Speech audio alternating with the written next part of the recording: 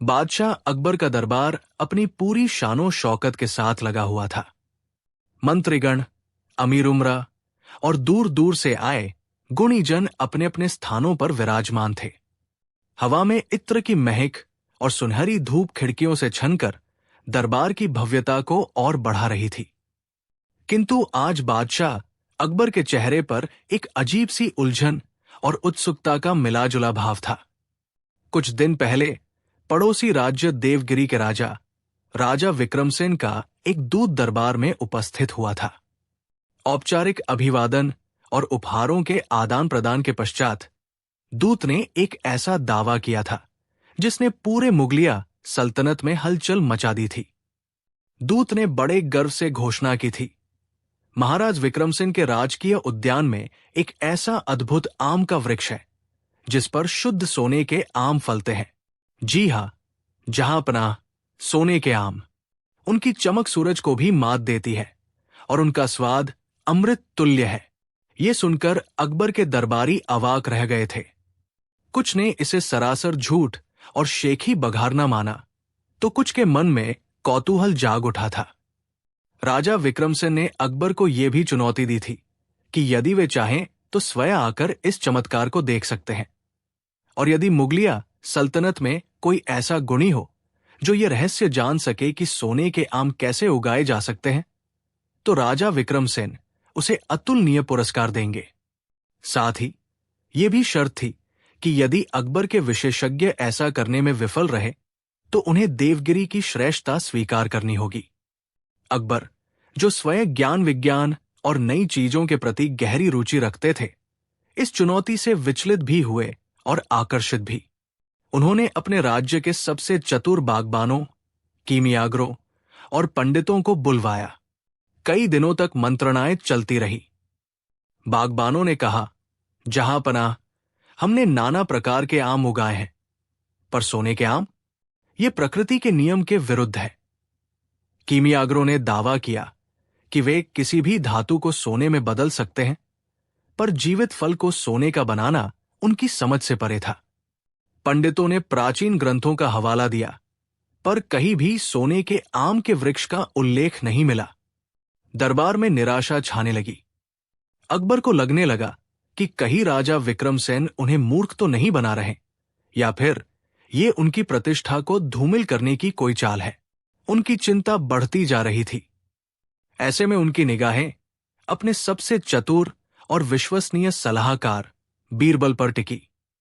बीरबल, जो अब तक शांतचित्त होकर सारा घटनाक्रम देख और सुन रहे थे, मंद मंद मुस्कुरा रहे थे। अकबर ने कहा, बीरबल, तुम इस बारे में क्या सोचते हो? क्या सच में पेड़ पर सोने के आम उग सकते हैं?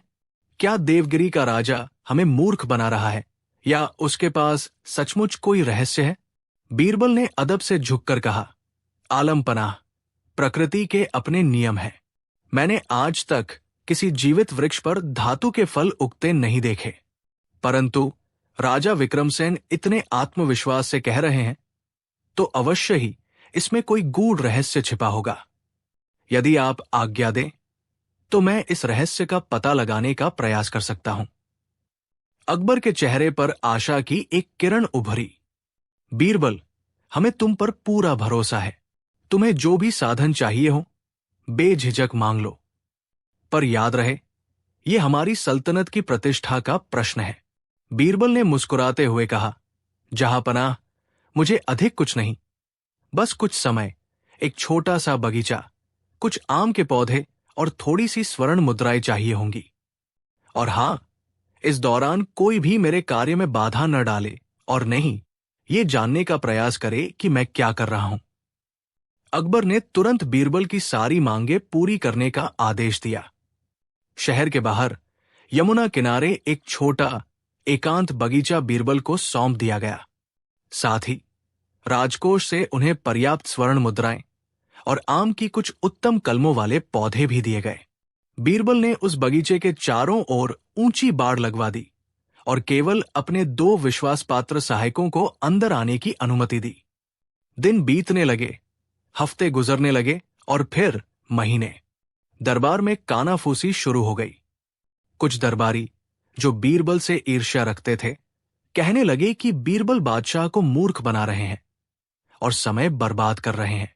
कुछ का मानना था कि बीरबल अवश्य ही कोई चमत्कार कर दिखाएंगे। अकबर भी अधीर हो रहे थे, पर उन्होंने बीरबल को दिया वचन निभाया और उनके काम में कोई हस्तक्षेप नहीं किया। लगभग 6 महीने बाद एक सुबह बीरबल मुस्कुराते हुए दरबार में उपस्थित हुए। उनके चेहरे पर आत्मविश्वास झलक रहा था। जहां पनाह, बीरबल ने कहा, आपके आशीर्वाद और धैर्य से मैंने सोने के आम उगाने की विधि खोज ली है। यदि आप आज्ञा दें तो कल प्रातः हम उस उद्यान का निरीक्षण कर सकते हैं। अकबर की खुशी का ठिकाना न रहा। पूरे दरबार में उत्साह की लहर दौड़ गई। अगले दिन प्रातःकाल अकबर अपने चुनिंदा मंत्रियों और बीरबल के साथ उस विशेष उद्यान की ओर चल पड़े। राजा विक्रमसिंह के दूत को भी सादर आमंत्रित किया गया था। उद्यान के द्वार पर पहुंचकर बीरबल रुके। उन्होंने कहा, आलम पनाह, अंदर प्रवेश करने से पहले मेरी एक छोटी सी शर्त है।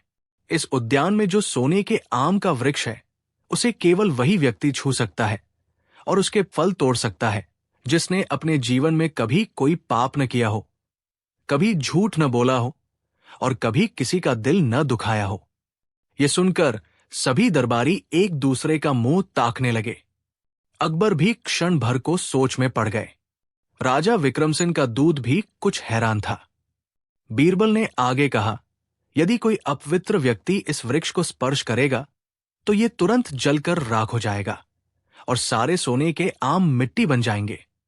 ये एक दिव्य वृक्ष है और इसकी पवित्रता बनाए रखना हमारा कर्तव्य है। अकबर ने अपने दरबारियों की ओर देखा, तो कौन है आप में से जो इस कसौटी पर खरा उतरता है और सबसे पहले इन स्वर्ण आमों को देखने का सौभाग्य प्राप्त करेगा? मुख्य काजी आगे बढ़े, पर फिर कुछ सोचकर पीछे हट गए। सेनापति ने अपनी मूंछों पर ताव दिया, पर उनके कदम भी ठिठक गए। एक एक करके सभी मंत्री और अमीर उमरा किसी न किसी बहाने से पीछे हटने लगे। किसी को अपने बचपन का कोई छोटा मोटा झूठ याद आ गया, तो किसी को अनजाने में हुई कोई गलती। कोई भी ये जोखिम उठाने को तैयार नहीं था कि उसकी वजह से सोने के आम का अद्भुत वृक्ष नष्ट हो जाए। अब बारी थी देवगिरी के दूत की। बीरबल ने विनम्रता से कहा, राजदूत महोदय, आप तो अवश्य ही पवित्र आत्मा होंगे। कृपया आप ही सबसे पहले वृक्ष को स्पर्श कर हमें कृतार्थ करें। दूत का चेहरा पीला पड़ गया। वो भी जानता था कि मनुष्य होने के नाते उससे भी जाने अनजाने कई त्रुटियां हुई होंगी। वो घबराकर बोला, नहीं नहीं बीरबल जी, ये सम्मान तो सबसे पहले शहंशाह सलामत को मिलना चाहिए। अकबर मुस्कुराए। वे बीरबल की चतुराई समझ चुके थे। उन्होंने कहा, बीरबल, तुम्हारी शर्त तो बहुत कठिन है। मुझे नहीं लगता कि इस दुनिया में ऐसा कोई मनुष्य होगा जिसने कभी कोई छोटी मोटी भूल भी न की हो। स्वयं मैं भी इस कसौटी पर खरा उतरने का दावा नहीं कर सकता। बीरबल ने झुककर कहा, जहां पनाह, आप सत्य कहते हैं। मनुष्य गलतियों का पुतला है, परंतु राजा विक्रमसिंह ने जब सोने के आम उगाने का दावा किया था, तो क्या उन्होंने ये भी बताया था कि उनके राज्य में ऐसे कौन से निष्पाप लोग हैं जो इन आमों को तोड़ते हैं? देवगिरी का दूत अब बुरी तरह फंस चुका था। उसका चेहरा शर्म से लाल हो गया। उसने सिर झुका लिया। बीरबल ने उद्यान का द्वार खोला। अंदर कुछ आम के पौधे लगे थे, जिन पर अभी छोटे छोटे कच्चे आम लटक रहे थे। किसी भी पौधे पर सोने का एक भी आम नहीं था। अकबर ने आश्चर्य से पूछा, बीरबल, ये क्या? सोने के आम कहाँ हैं? बीरबल मुस्कुराए और एक पौधे के पास गए। उन्होंने सावधानी से मिट्टी हटाई। मिट्टी के नीचे पौधे की जड़ों के पास कुछ स्वर्ण मुद्राएं दबी हुई थी। बीरबल ने कहा, आलम पनाह, सच तो यह है कि पेड़ पर कभी सोने के आम नहीं उग सकते। ये प्रकृति का नियम नहीं है। राजा विक्रमसेन या तो स्वयं किसी भ्रम में है, या वे हमें भ्रमित करना चाहते थे। मैंने ये स्वर्ण मुद्राएं इन पौधों की जड़ों के पास इसलिए दबाई थी ताकि यदि कोई सचमुच ये दावा करे कि उसने सोने के आम उगाए हैं, तो वो कम से कम ये तो बताए कि उसने बीज के रूप में क्या बोया था। फिर वे देवगिरी के दूत की ओर मुड़े और बोले, राजदूत महोदय, क्या आप बता सकते हैं कि आपके महाराज सोने के आम उगाने के लिए कौन सी विशेष खाद या बीज का प्रयोग करते हैं? शायद वे सोने को ही पीसकर खाद के रूप में डालते हों। दूत के पास कोई जवाब नहीं था। वो लज्जित होकर खड़ा रहा।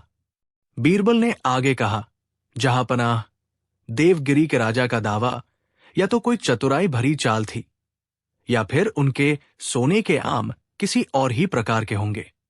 संभव है कि वे पके हुए मीठे आमों को सोने जैसे मूल्यवान कहते हों, या फिर उन्होंने किसी चतुर कारीगर से सोने के कृत्रिम आम बनवाकर पेड़ पर लटका दिए हों, ताकि दूर से देखने पर वे असली लगे।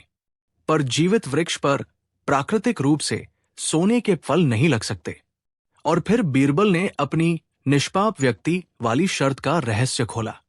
आलमपनाह, मैंने वो शर्त इसलिए रखी थी ताकि कोई भी व्यक्ति बिना सोचे समझे अंदर जाने का साहस न करे, और यदि राजा विक्रमसेन ने सचमुच कोई कृत्रिम व्यवस्था की हो तो उसका भंडाफोड़ हो सके। यदि उनके पास सचमुच सोने के आम होते तो उन्हें तोड़ने वालों की पवित्रता की शर्त अवश्य होती, जो कि अव्यवहारिक है। अकबर बीरबल की बुद्धिमत्ता और दूरदर्शिता देखकर अत्यंत प्रसन्न हुए। उन्होंने बीरबल को गले लगा लिया और उनकी भूरी भूरी प्रशंसा की। देवगिरी के दूत ने लज्जा से सिर झुकाकर क्षमा मांगी और स्वीकार किया कि उसके महाराज ने अपनी बागवानी कला का बढ़ा चढ़ाकर बखान किया था, और सोने के आम एक अलंकारिक उक्ति थी, जिसका अर्थ था अत्यंत दुर्लभ और मूल्यवान आम। उनका इरादा मुगलिया सल्तनत की बुद्धिमत्ता को परखना था। इस प्रकार बीरबल ने अपनी चतुराई से न केवल एक असंभव पहेली को सुलझाया, बल्कि शहंशाह अकबर और मुगलिया सल्तनत की प्रतिष्ठा को भी सुरक्षित रखा। दरबार में उपस्थित सभी लोगों ने एक बार फिर बीरबल की बुद्धि का लोहा माना। ये कहानी दूर दूर तक फैल गई और लोग बीरबल की हाजिर जवाबी और समस्याओं को सुलझाने की अद्भुत क्षमता के और भी कायल हो गए। सोने के आम तो नहीं उगे, पर बीरबल की बुद्धिमत्ता का सोना एक बार फिर चमक उठा था। कहानी 2। दिल्ली का शरदकालीन आकाश निर्मल और स्वच्छ था। सुनहरी धूप मुगल साम्राज्य की राजधानी आगरा के भव्य लाल किले पर चमक रही थी, जिससे उसके पत्थर और भी जीवंत प्रतीत हो रहे थे। शहंशाह जलालुद्दीन मोहम्मद अकबर अपने भव्य दीवानांग में विराजमान थे। उनका मुखमंडल एक विशेष उत्साह और उत्सुकता से दमक रहा था। आज उनके दरबार में फारस के शाह तहमास्प के एक विशेष दूत, राजदूत करीमुल्लाह खान, अपनी उपस्थिति दर्ज कराने वाले थे। फारस और हिंदुस्तान के बीच सदियों से गहरे सांस्कृतिक और व्यापारिक संबंध रहे थे, और ऐसे उच्च स्तरीय दूतों का आगमन हमेशा महत्वपूर्ण माना जाता था। दरबार खचाखच भरा हुआ था। अमीर उमरा, मनसबदार, विद्वान, कलाकार और विभिन्न प्रांतों के सूबेदार शहंशाह के सम्मुख नतमस्तक थे। नगाड़ों और शहनाइयों की गूंज के साथ मुख्य द्वारपाल ने राजदूत करीमुल्लाह खान के आगमन की घोषणा की। करीमुल्लाह खान एक अधेड़ आयु के व्यक्ति, जिनकी दाढ़ी करीने से सवरी हुई थी और आंखों में बुद्धिमत्ता की चमक थी, फारसी वेशभूषा में अत्यंत प्रभावशाली लग रहे थे। उन्होंने शहंशाह अकबर को झुककर शाही आदाब पेश किया और शाह तहमास्प का मैत्रीपूर्ण पत्र तथा बहुमूल्य उपहार भेंट किए। अकबर ने अत्यंत गर्मजोशी से उनका स्वागत किया और उन्हें अपने निकट एक उच्च आसन प्रदान किया। औपचारिकताओं और उपहारों के आदान प्रदान के पश्चात बातचीत का दौर शुरू हुआ। राजदूत करीमुल्लाह खान अपनी वाक्पटुता और ज्ञान के लिए प्रसिद्ध थे। उन्होंने फारस की समृद्धि, कला और साहित्य की चर्चा की और शहंशाह अकबर के न्यायप्रिय शासन और हिंदुस्तान की सांस्कृतिक विविधता की भूरी भूरी प्रशंसा की। कुछ देर बाद राजदूत करीमुल्लाह खान के चेहरे पर एक रहस्यमयी मुस्कान उभरी। उन्होंने कहा, शहंशाहेंद, मैंने आपके दरबार की बुद्धिमत्ता, विशेषकर आपके नवरत्नों में से एक बीरबल की चतुराई के किस्से फारस तक सुने हैं। यदि आपकी अनुमति हो तो मैं आपके प्रबुद्ध दरबार के समक्ष एक छोटी सी पहेली प्रस्तुत करना चाहूंगा। ये पहेली हमारे देश में बहुत प्रसिद्ध है और इसे सुलझाने वाले को अत्यंत मेधावी माना जाता है। अकबर को चुनौतियां प्रिय थी, विशेषकर जब उनके दरबार की प्रतिष्ठा दांव पर हो। उन्होंने मुस्कुराते हुए कहा, राजदूत महोदय, आपका स्वागत है। हमें आपकी पहेली सुनकर प्रसन्नता होगी। हमारा दरबार ऐसी बौद्धिक चुनौतियों के लिए सदैव प्रस्तुत रहता है। राजदूत करीमुल्लाह खान ने अपना गला साफ किया और एक गंभीर स्वर में पहेली कही, मैं वो हूं जो पैदा होते ही उड़ जाता हूं, पकड़ा जाओ तो मर जाता हूं और बिना पंखों के आकाश भेदता हूं। बताओ क्या? पहेली सुनते ही पूरे दरबार में एक खामोशी छा गई। सभी दरबारी एक दूसरे का मुंह ताकने लगे। पहेली सरल प्रतीत होती थी, पर उसका अर्थ गहरा और गूढ़ था। शहंशाह अकबर ने अपने प्रमुख दरबारियों की ओर देखा। वित्त मंत्री टोडरमल, जो अपनी गणनाओं और प्रबंधन कौशल के लिए जाने जाते थे, ने कुछ क्षण सोचा और कहा, आलम पनाह, शायद ये धुआं है। पैदा होते ही ऊपर उड़ता है और अगर उसे किसी बर्तन में बंद कर दिया जाए तो बुझ जाता है, यानी मर जाता है, और ये बिना पंखों के आकाश की ओर जाता है। राजदूत करीमुल्लाह खान ने सम्मानपूर्वक सिर हिलाया। मंत्री जी, आपका प्रयास सराहनीय है, पर धुआं आकाश को भेदता नहीं, उसमें विलीन हो जाता है। और पकड़ा जाओ तो मर जाता हूं वाली बात धुएं पर पूरी तरह खरी नहीं उतरती। उसे नियंत्रित किया जा सकता है, पर वो मरता नहीं। फिर सेनापति मानसिंह ने, जो अपनी वीरता और युद्ध कौशल के लिए विख्यात थे, अपनी भारी आवाज में कहा, जहां पनाह, मुझे लगता है ये तीर है।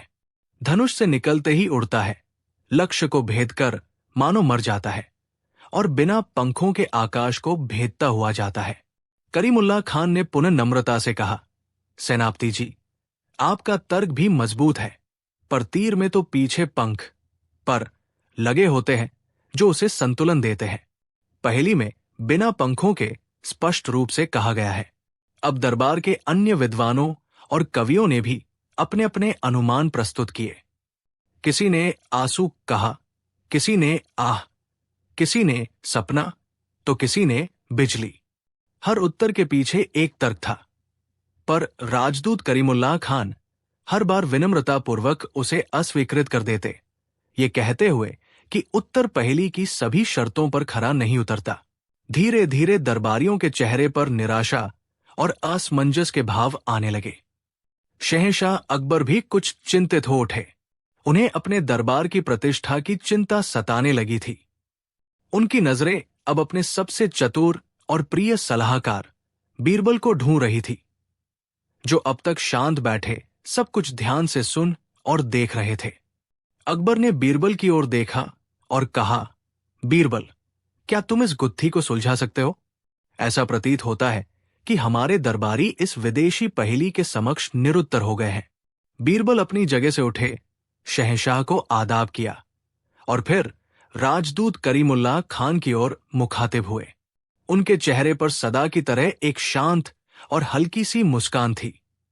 उन्होंने कहा, राजदूत महोदय, आपकी पहेली वास्तव में अत्यंत गूढ़ और विचारोत्तेजक है। क्या आप मुझे पहेली एक बार और दोहराने की अनुमति देंगे? करीमुल्लाह खान ने बीरबल को ध्यान से देखा। उनकी आंखों में एक चुनौती का भाव था। उन्होंने पहेली दोहराई, मैं वो हूं जो पैदा होते ही उड़ जाता हूं, पकड़ा जाओ तो मर जाता हूं और बिना पंखों के आकाश भेदता हूं।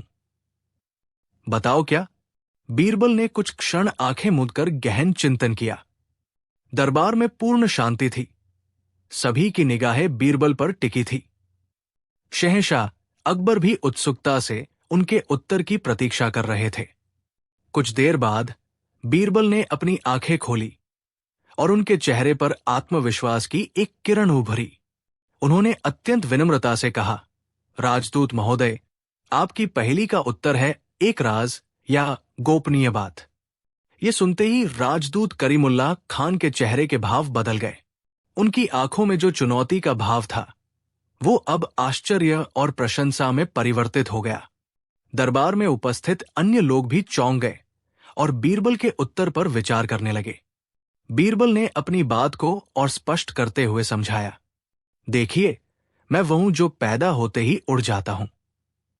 एक राज या कोई गोपनीय बात जैसे ही किसी एक व्यक्ति के मन में उत्पन्न होती है या किसी दूसरे को बताई जाती है, वो पैदा होती है और फिर वो एक कान से दूसरे कान तक, एक व्यक्ति से दूसरे व्यक्ति तक उड़ जाती है, अर्थात फैलने लगती है। उसका स्वभाव ही है फैलना, स्थिर न रहना। दरबार में बैठे लोग बीरबल की व्याख्या सुनकर सहमति में सिर हिलाने लगे। बीरबल ने आगे कहा, पकड़ा जाओ तो मर जाता हूं। यदि कोई राज पकड़ा जाए अर्थात खुल जाए, सार्वजनिक हो जाए, तो उसका राज होने का गुण ही समाप्त हो जाता है, वह मर जाता है।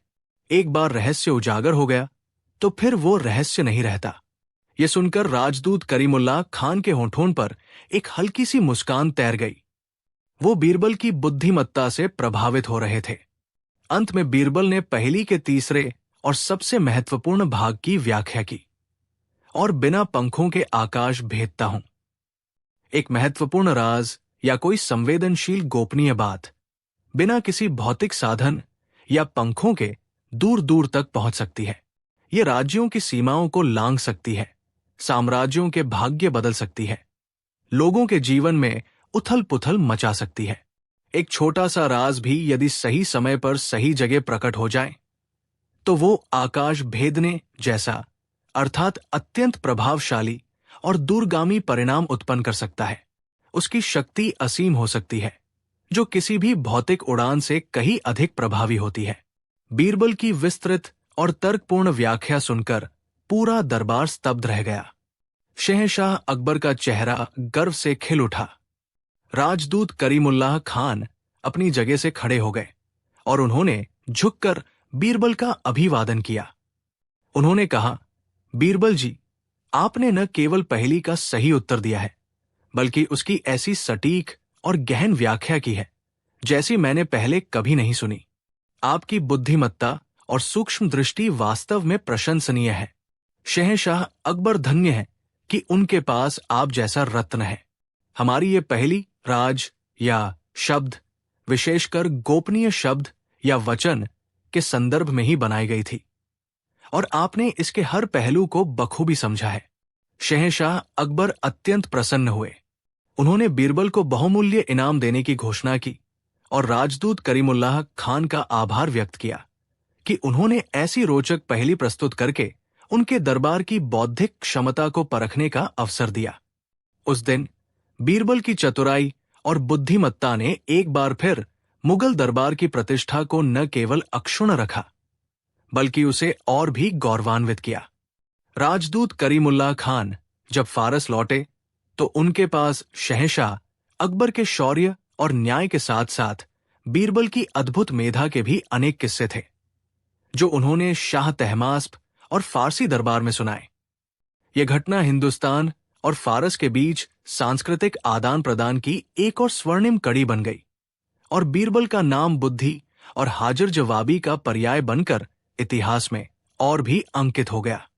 इस घटना के बाद कई दिनों तक आगरा के बाजारों और चौपालों पर इसी पहेली और बीरबल के उत्तर की चर्चा होती रही।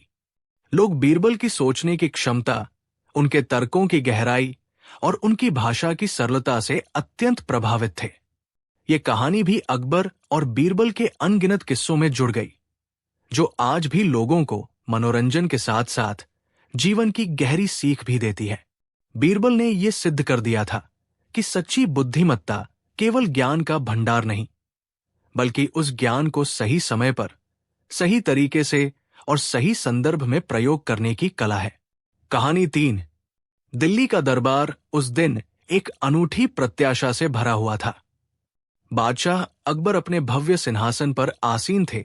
उनके मुखमंडल पर चिंतन की गहरी लकीरें थी, जो इस बात का संकेत थी कि उनके मन में कोई गूढ़ विषय चल रहा है।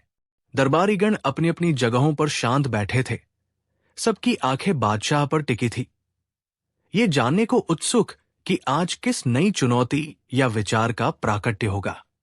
कुछ देर की खामोशी को भंग करते हुए अकबर ने अपनी गंभीर आवाज में कहा, दरबारियों, हमारे कानों तक ये खबर पहुंची है कि सुदूर पारस से एक प्रकांड विद्वान और अद्भुत पहेलीकार हकीम जमालुद्दीन हमारे राज्य की यात्रा पर निकले हैं और जल्द ही दिल्ली की सरजमी पर कदम रखने वाले हैं। उनकी बुद्धिमत्ता और जटिल पहेलियां सुलझाने की क्षमता की ख्याति दूर दूर तक फैली हुई है। यह सुनकर दरबारियों में एक उत्सुकता भरी हलचल मच गई। सारसी विद्वानों की मेधा और उनके ज्ञान की चर्चाएं अक्सर शाही दरबार का हिस्सा बनती थी और उनकी विद्वत्ता का लोहा हर कोई मानता था। अकबर ने अपनी बात जारी रखी, हमने ये भी सुना है कि हकीम जमालुद्दीन जिस भी राज्य या दरबार में जाते हैं, वहां के सबसे बुद्धिमान व्यक्ति को अपनी पहेलियों से चुनौती देते हैं। निसंदेह हमारे दरबार की शोभा और बुद्धिमत्ता का प्रतीक बीरबल है। हमारी इच्छा है कि जब हकीम जमालुद्दीन यहां पधारे तो उनका स्वागत न केवल भव्य हो, बल्कि उनकी बौद्धिक जिज्ञासा का भी उन्हें संतोषजनक उत्तर मिले। बीरबल, जो सदा की भांति बादशाह के निकट ही उपस्थित थे, चेहरे पर एक सहज मुस्कान लिए हुए थे। उन्होंने अदब से सिर झुकाकर कहा, आलम पनाह का हुक्म सिराखों पर। ये दास अपनी अल्प बुद्धि और सामर्थ्य से पूरा प्रयास करेगा कि हिंदुस्तान की सल्तनत की शान में कोई आंच न आए। कुछ दिनों के अंतराल के बाद हकीम जमालुद्दीन का शानदार काफिला दिल्ली की सीमाओं में प्रविष्ट हुआ। उनका शाही मेहमान की तरह भव्य स्वागत किया गया। अगले दिन विशेष रूप से सजे दरबार में हकीम जमालुद्दीन को पूरे सम्मान के साथ बादशाह अकबर के समक्ष प्रस्तुत किया गया। हकीम जमालुद्दीन की आयु लगभग 50-55 वर्ष के आसपास रही होगी। उनके चेहरे पर अनुभव और ज्ञान का एक अद्भुत तेज था और उनकी आंखों में एक गहरी पारखी दृष्टि थी। उन्होंने एक झारसी तहजीब के अनुसार झुककर बादशाह को सलाम अर्ज किया। अकबर ने उनका अभिवादन करते हुए कहा, हकीम साहब, आपकी विद्वत्ता और पहेलियों की कला की चर्चा सुनकर हम अत्यंत प्रसन्न हुए। दिल्ली की इस ऐतिहासिक नगरी में आपका हार्दिक स्वागत है। हकीम जमालुद्दीन ने विनम्रतापूर्वक उत्तर दिया, जहां पनाह, आपकी उदारता, न्यायप्रियता और विद्वानों के प्रति आपके सम्मान की गाथाएं तो फारस की गलियों तक गूंजती है। ये मेरा परम सौभाग्य है कि मुझे आपके दर्शन प्राप्त हुए। मैंने सुना है कि आपका दरबार बुद्धिमत्ता के नगीनों से सुशोभित है और उनमें सबसे देदीप्यमान रत्न आपके सलाहकार बीरबल है। यह सुनकर बीरबल ने आगे बढ़कर हकीम साहब का अभिवादन किया। हकीम जमालुद्दीन ने बीरबल को एक क्षण के लिए ध्यान से देखा, फिर उनके होठों पर एक रहस्यमयी मुस्कान तैर गई। वे बोले, बीरबल जी, आपके विषय में मैंने जो कुछ सुना है वो आश्चर्यचकित करने वाला है। कहते हैं आपकी बुद्धि की धार इस्पात से भी तेज है। यदि जहांपनाह की अनुमति हो तो मैं आपकी इस प्रख्यात बुद्धिमत्ता की एक छोटी सी परीक्षा लेना चाहूंगा। मेरे पास 3 पहेलियां हैं। यदि आप इनका संतोषजनक उत्तर दे पाएं तो मैं ये स्वीकार कर लूंगा कि आपकी कीर्ति यथार्थ पर आधारित है। अकबर को यह प्रस्ताव अत्यंत रुचिकर लगा। उन्होंने उत्साह से कहा, अवश्य हकीम साहब, हमें भी इस बौद्धिक द्वंद्व का साक्षी बनने में अत्यंत आनंद आएगा। सभी दरबारियों की दृष्टि अब बीरबल पर केंद्रित हो गई। कुछ दरबारी, जो मन ही मन बीरबल की लोकप्रियता से ईर्ष्या करते थे, इस आशा में थे कि शायद आज शारसी विद्वान की जटिल पहेलियों में बीरबल उलझ जाएंगे। हकीम जमालुद्दीन ने अपनी पहली पहेली दरबार के समक्ष रखी। वो क्या है जिसे बनाने में वर्षों लगते हैं पर बिगाड़ने में एक क्षण भी नहीं, जो तुम्हारे साथ चलती है पर उसकी कोई परछाई नहीं, जो अच्छी भी हो सकती है और बुरी भी, पर उसे तुम छू नहीं सकते। पहेली सुनते ही पूरे दरबार में गहरा सन्नाटा पसर गया। हर कोई अपने मस्तिष्क के घोड़े दौड़ाने लगा। बनाने में वर्षों, बिगाड़ने में क्षण भर, ये क्या हो सकता है? कोई इमारत? नहीं, उसे बिगाड़ने में भी समय लगता है। साथ चलती है पर परछाई नहीं, ये तो और भी उलझाने वाला था। अकबर ने बीरबल की ओर देखा। बीरबल शांतचित्त खड़े थे। उनकी आंखों में किसी प्रकार की घबराहट या बेचैनी नहीं थी, बल्कि एक सूक्ष्म चमक थी, मानो वे पहेली के शब्दों के परे उसके गूढ़ अर्थ को पकड़ने का प्रयास कर रहे हों। इसके बाद हकीम जमालुद्दीन ने अपनी दूसरी पहेली कही। वो क्या है जो सब कुछ खा जाता है पर कभी तृप्त नहीं होता, जो प्रकाश भी देता है और विनाश भी कर सकता है, जिसे पानी से डर लगता है पर हवा से दोस्ती है? ये पहेली की तुलना में कुछ दरबारियों को थोड़ी जानी पहचानी सी लगी। कुछ के चेहरों पर क्षणिक चमक उभरी, जैसे उन्हें उत्तर का आभास हो गया हो। परंतु क्या एक इतने बड़े विद्वान की पहेली इतनी सीधी होगी? फिर हकीम जमालुद्दीन ने अपनी अंतिम और तीसरी पहेली प्रस्तुत की। ऐसी कौन सी चीज है जिसका मुख तो है पर बोलती नहीं, बिस्तर तो है पर सोती नहीं, जो हमेशा चलती रहती है पर कभी अपने स्थान से हटती नहीं? तीनों पहेलियां अब दरबार के विचारार्थ प्रस्तुत थी। अकबर ने बीरबल से पूछा, बीरबल, क्या तुम इन पहेलियों का उत्तर दे सकते हो या तुम्हें कुछ समय की आवश्यकता है? बीरबल ने विनम्रता से मुस्कुराते हुए कहा, जहांपनाह, हकीम साहब की पहेलियां वास्तव में गहन और विचारोत्तेजक है। यदि आपकी आज्ञा हो और हकीम साहब को कोई आपत्ति न हो तो मैं कल दरबार में इनके उत्तर प्रस्तुत करना चाहूंगा। मुझे थोड़ा समय चाहिए ताकि मैं इनके प्रत्येक पहलू पर गहनता से विचार कर सकूं और किसी निष्कर्ष पर पहुंच सकूं। हकीम जमालुद्दीन ने सहमति में अपना सिर हिलाया। अवश्य बीरबल जी, बुद्धिमत्ता के प्रश्नों में जल्दबाजी उचित नहीं। उत्तर की सटीकता और तर्कपूर्णता अधिक महत्वपूर्ण होती है। हम धैर्यपूर्वक कल आपके उत्तरों की प्रतीक्षा करेंगे। दरबार विसर्जित हुआ। बीरबल अपने निवास की ओर चल पड़े। उनके चेहरे पर गंभीरता थी, परंतु किसी प्रकार की चिंता या व्यग्रता का लेश मात्र भी नहीं था। वे भली भांति जानते थे कि पहेलियां केवल शब्दों का मायाजाल नहीं होती, बल्कि वे अक्सर जीवन के किसी गहरे सत्य, मानवीय अनुभव या प्रकृति के किसी नियम की ओर सूक्ष्म संकेत करती है। उस रात रात्रि भोजन के उपरांत बीरबल अपने अध्ययन कक्ष में एकांत में बैठे और देर तक उन पहेलियों पर मनन करते रहे। पहली पहेली पर विचार, वो क्या है जिसे बनाने में वर्षों लगते हैं पर बिगाड़ने में एक क्षण भी नहीं, जो तुम्हारे साथ चलती है पर उसकी कोई परछाई नहीं, जो अच्छी भी हो सकती है और बुरी भी, पर उसे तुम छू नहीं सकते। बीरबल ने सोचा, बनाने में वर्षों, ये किसी भौतिक वस्तु से अधिक किसी अमूर्त चीज की ओर संकेत कर रहा है। विश्वास? हां, विश्वास बनाने में समय लगता है पर एक छोटी सी गलती से टूट जाता है। पर क्या विश्वास अच्छा या बुरा होता है? नहीं, ये गुण है। फिर उनके मन में आया, चरित्र का निर्माण भी वर्षों की साधना से होता है और एक गलत कदम उसे धूमिल कर सकता है। ये व्यक्ति के साथ रहता है, इसकी कोई परछाई नहीं। चरित्र अच्छा या बुरा हो सकता है, ये भी एक प्रबल दावेदार है। फिर एक और विचार कौन था, प्रतिष्ठा या यश? हां, प्रतिष्ठा अर्जित करने में वर्षों की मेहनत, ईमानदारी और अच्छे कर्म लगते हैं, लेकिन एक छोटी सी अफवाह, एक गलतफहमी या एक दुष्प्रचार उसे क्षण भर में मिट्टी में मिला सकता है। प्रतिष्ठा व्यक्ति के साथ चलती है, ये उसका एक अभिन्न अंग बन जाती है, पर यह अमूर्त है, इसकी कोई भौतिक परछाई नहीं होती। और प्रतिष्ठा अच्छी भी हो सकती है, सुयश, कीर्ति, और बुरी भी, अपयश, बदनामी। इसे छुआ नहीं जा सकता, केवल महसूस किया जा सकता है। प्रतिष्ठा या यश इस पहेली के सभी घटकों को संतुष्ट करता है। बीरबल को यह उत्तर सबसे उपयुक्त लगा।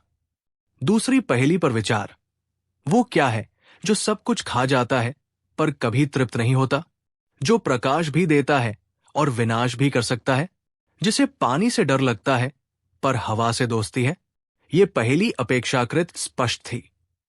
सब कुछ खा जाना और कभी तृप्त न होना, ये अग्नि का गुण है।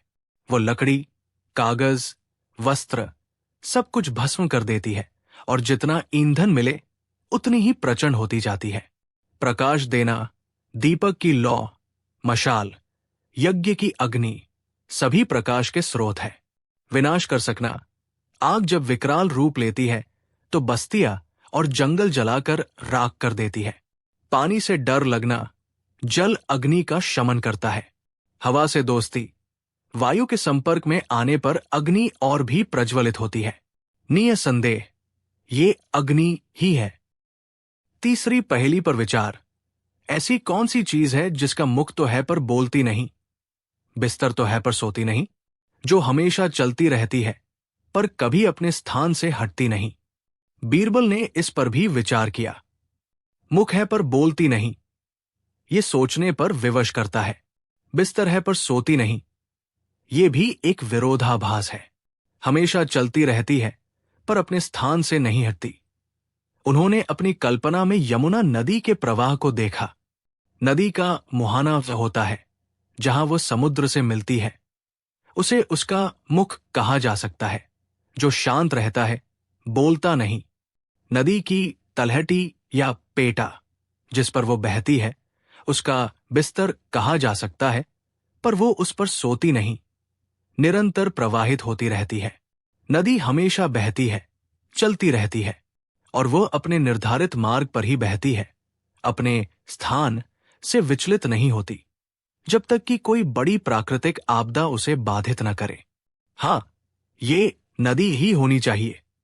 तीनों पहेलियों के तार्किक उत्तर पाकर बीरबल के मन को संतोष हुआ।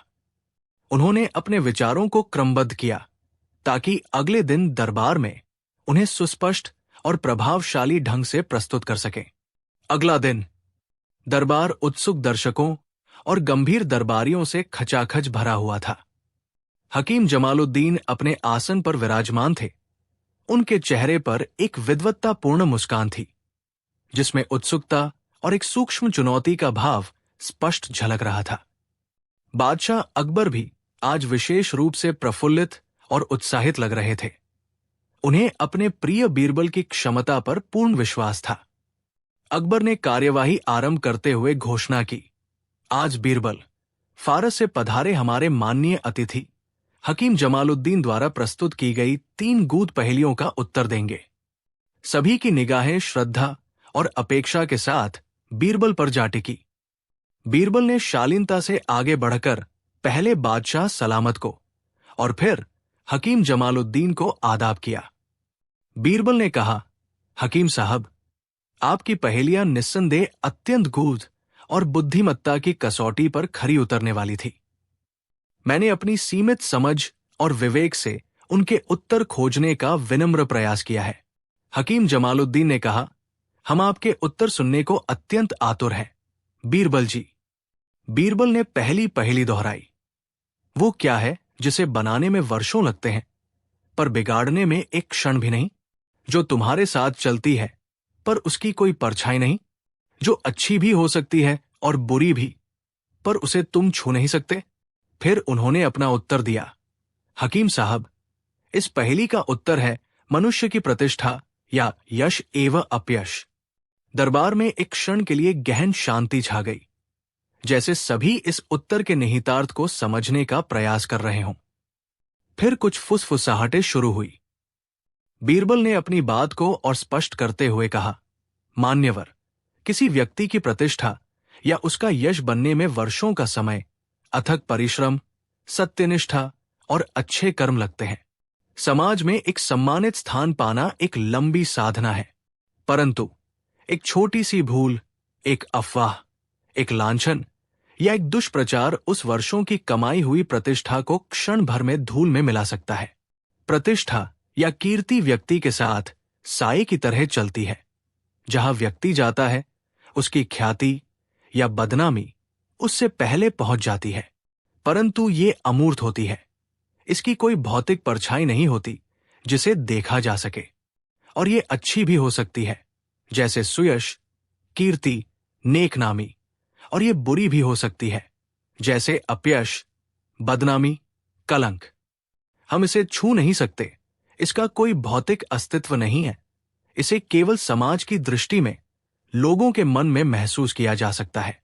हकीम जमालुद्दीन अत्यंत ध्यानपूर्वक बीरबल के तर्कों को सुन रहे थे। बीरबल के विस्तृत और सारगर्भित स्पष्टीकरण ने उन्हें गहरे तक प्रभावित किया। उनके चेहरे पर प्रशंसा और संतोष का भाव स्पष्ट रूप से उभर आया। उन्होंने सिर हिलाते हुए कहा, अति उत्तम बीरबल जी, आपका उत्तर न केवल सही है बल्कि आपकी व्याख्या ने इस पहेली के मर्म को पूरी तरह से उजागर कर दिया है। प्रतिष्ठा ही वो नाजुक चीज है। दरबारियों ने भी बीरबल की असाधारण बुद्धिमत्ता की मुक्त कंठ से प्रशंसा की। अकबर का चेहरा गर्व से दमक रहा था।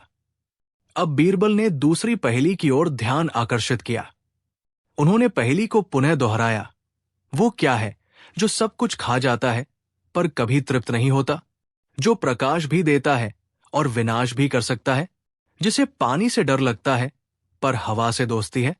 बीरबल ने उत्तर दिया, हकीम साहब, इस दूसरी पहेली का समाधान है अग्नि। उन्होंने आगे विस्तार से बताया, अग्नि की प्रकृति ही भक्षण करने की है। वो काष्ठ, वस्त्र, अन्न, यहां तक कि धातुओं को भी अपने ताप से पिघला देती है। उसे जितना अधिक ईंधन मिलता है वो उतनी ही अधिक प्रचंड होती जाती है। उसकी क्षुधा कभी शांत नहीं होती, वो कभी तृप्त नहीं होती। अग्नि हमें प्रकाश प्रदान करती है। दीपक की मंद लौ से लेकर यज्ञ की प्रदीप्त ज्वाला तक ये अंधकार का नाश करती है। किंतु यही अग्नि जब अनियंत्रित हो जाती है तो महाविनाश का कारण बनती है। हरे भरे वन और समृद्ध नगरों को भस्मसात कर सकती है। अग्नि का स्वाभाविक बैरी जल है। जल के संपर्क में आते ही वो शांत हो जाती है। इसलिए कहा जा सकता है कि उसे पानी से भय लगता है, परंतु वायु उसकी घनिष्ठ मित्र है। वायु के प्रवाह से अग्नि को बल मिलता है, वो और भी प्रज्वलित होती है और फैलती है। वास्तव में प्राणवायु के बिना तो अग्नि का अस्तित्व ही संभव नहीं। हकीम जमालुद्दीन ने एक बार पुनः प्रशंसा में अपना सिर हिलाया। अद्भुत बीरबल जी, ये उत्तर भी सर्वथा सटीक और अकाट्य है। आपकी अवलोकन शक्ति और तार्किक विश्लेषण क्षमता वास्तव में अद्वितीय है। अब दरबारियों का उत्साह चरम पर था। वे बीरबल की जय जयकार के नारे लगाने लगे। जो दरबारी बीरबल की सफलता से मन ही मन कुद रहे थे, उनके चेहरे निराशा से लटक गए थे। अंत में बीरबल ने तीसरी और अंतिम पहेली प्रस्तुत की। ऐसी कौन सी चीज है जिसका मुख तो है पर बोलती नहीं, बिस्तर तो है पर सोती नहीं, जो हमेशा चलती रहती है पर कभी अपने स्थान से हटती नहीं? बीरबल ने शांत और सधे हुए स्वर में उत्तर दिया, और हकीम साहब, आपकी इस अंतिम और सबसे मनोरंजक पहेली का उत्तर है नदी। उन्होंने इसकी व्याख्या करते हुए कहा, नदी का मुख होता है, जिसे हम सामान्य भाषा में मुहाना कहते हैं। वो स्थान जहां वह किसी बड़ी जलराशि जैसे समुद्र या झील में विलीन होती है, किंतु ये मुख मौन रहता है, कोई शब्द या ध्वनि उत्पन्न नहीं करता। नदी का बिस्तर होता है, जिसे हम नदीतल या उसकी तलहटी रिवर बेड कहते हैं, जिस पर उसका जल निरंतर प्रवाह करता है। ये उसका शयन स्थान जैसा प्रतीत हो सकता है, परंतु नदी कभी विश्राम नहीं करती, वो कभी सोती नहीं।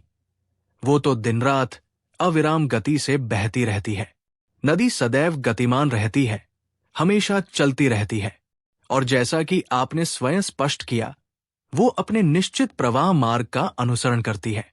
पर्वत शिखरों से निकलकर सागर की ओर अपनी यात्रा में वो सामान्यतः अपना मार्ग नहीं बदलती, अपने स्थान से विचलित नहीं होती, जब तक कि कोई भूस्खलन, भूकंप या अन्य कोई बड़ी प्राकृतिक आपदा उसे अपना मार्ग बदलने पर विवश न कर दे। इस प्रकार ये सभी विशिष्ट लक्षण एक नदी पर पूर्णतः लागू होते हैं। बीरबल के इस तीसरे उत्तर और उसकी सूक्ष्म व्याख्या को सुनकर हकीम जमालुद्दीन अपने आसन से उठ खड़े हुए। वे आगे बढ़े और अत्यंत स्नेह और प्रशंसा के साथ बीरबल को अपने आलिंगन में ले लिया। बीरबल जी, मैं निःशब्द हूं और आपके ज्ञान के सम्मुख नतमस्तक हूं। हकीम जमालुद्दीन ने भाव विभोर स्वर में कहा, मैंने विश्व के अनेक देशों का भ्रमण किया है, बड़े बड़े ज्ञानियों और पहलीकारों से शास्त्रार्थ किया है, परंतु आपके जैसी तीक्ष्ण अंतर्दृष्टि, स्पष्ट विचार और सहज व्याख्या मैंने अन्यत्र नहीं देखी। आपकी कीर्ति जो मैंने सुनी थी वो आपकी वास्तविक प्रतिभा के समक्ष बहुत अल्प है। बादशाह अकबर वास्तव में भाग्यशाली है कि उनके दरबार में आप जैसा अमूल्य रत्न विद्यमान है। अकबर का हृदय गर्व और प्रसन्नता से भर गया। उन्होंने कहा, हमें बीरबल की क्षमताओं पर सदैव अटूट विश्वास रहा है हकीम साहब। आज उन्होंने एक बार पुनः हमारी सल्तनत और हिंदुस्तान का गौरव बढ़ाया है। बादशाह ने बीरबल को अनेकों बहुमूल्य उपहारों और सम्मान से विभूषित किया। हकीम जमालुद्दीन भी कुछ दिन दिल्ली में शाही मेहमान बनकर रहे और इस दौरान उन्होंने बीरबल के साथ विभिन्न ज्ञान विज्ञान के विषयों पर गहन चर्चा की। वे बीरबल की असाधारण बुद्धिमत्ता, उनकी विनम्रता और उनके मानवीय दृष्टिकोण से अत्यंत प्रभावित हुए। जब वे फारस के लिए प्रस्थान कर रहे थे तो अपने साथ न केवल हिंदुस्तान की स्मृतियां बल्कि बीरबल की प्रज्ञा और बुद्धिमत्ता की अनेक प्रेरक कहानियां भी लेकर गए। इस प्रकार बीरबल ने अपनी सहज बुद्धि, गहरे अवलोकन और अचूक तर्क शक्ति से न केवल 3 जटिल पहेलियों का सफलतापूर्वक समाधान किया बल्कि एक दूर देश से आए प्रकांड विद्वान का हृदय भी जीत लिया और मुगल दरबार की प्रतिष्ठा को नई ऊंचाइयों पर पहुंचाया।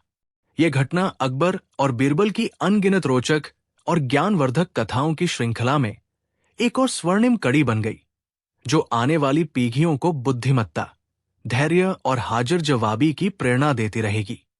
दरबार में उपस्थित प्रत्येक व्यक्ति ने यह अनुभव किया कि किसी भी जटिल समस्या या गूढ़ पहेली का हल धैर्यपूर्वक और बहुआयामी सोच से अवश्य ही प्राप्त किया जा सकता है।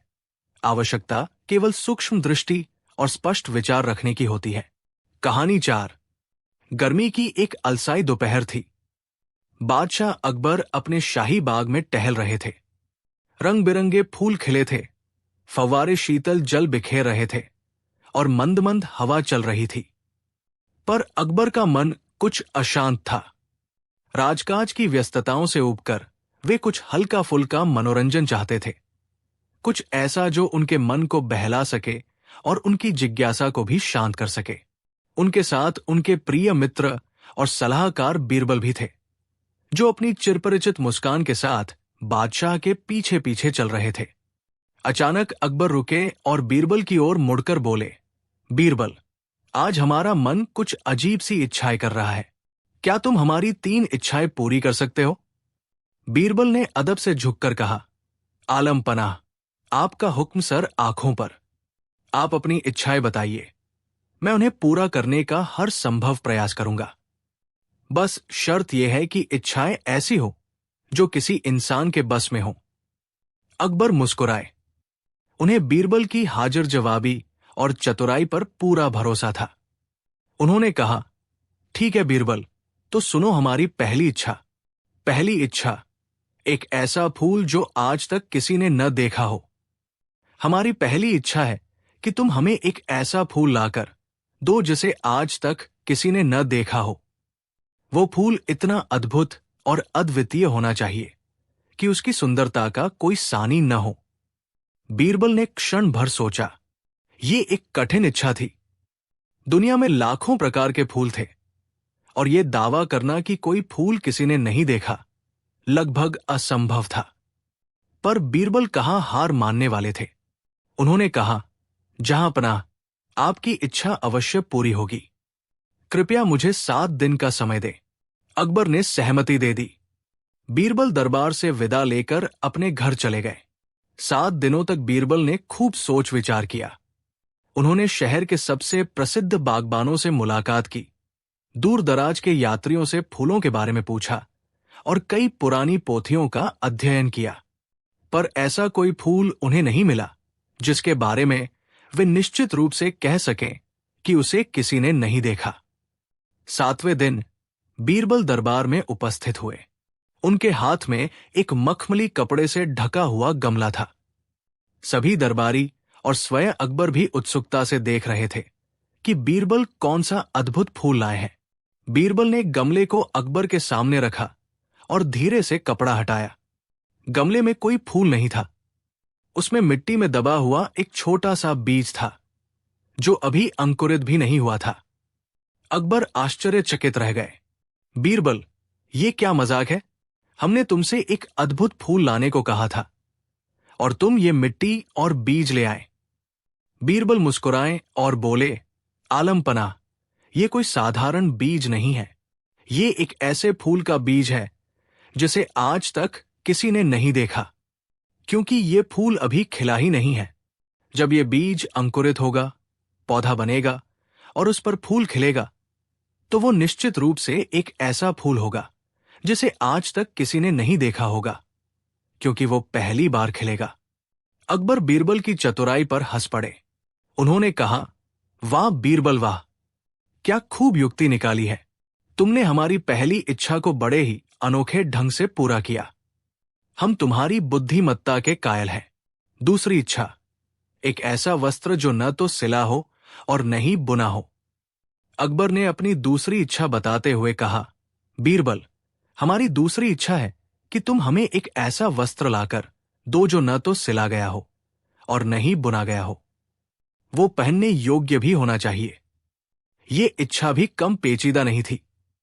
वस्त्र या तो बुने जाते थे या सिले जाते थे। बिना बुनाई और सिलाई के वस्त्र की कल्पना करना भी कठिन था। दरबारी एक दूसरे का मुंह ताकने लगे। बीरबल ने फिर कुछ देर विचार किया और कहा, जहांपनाह, आपकी ये इच्छा भी पूरी होगी।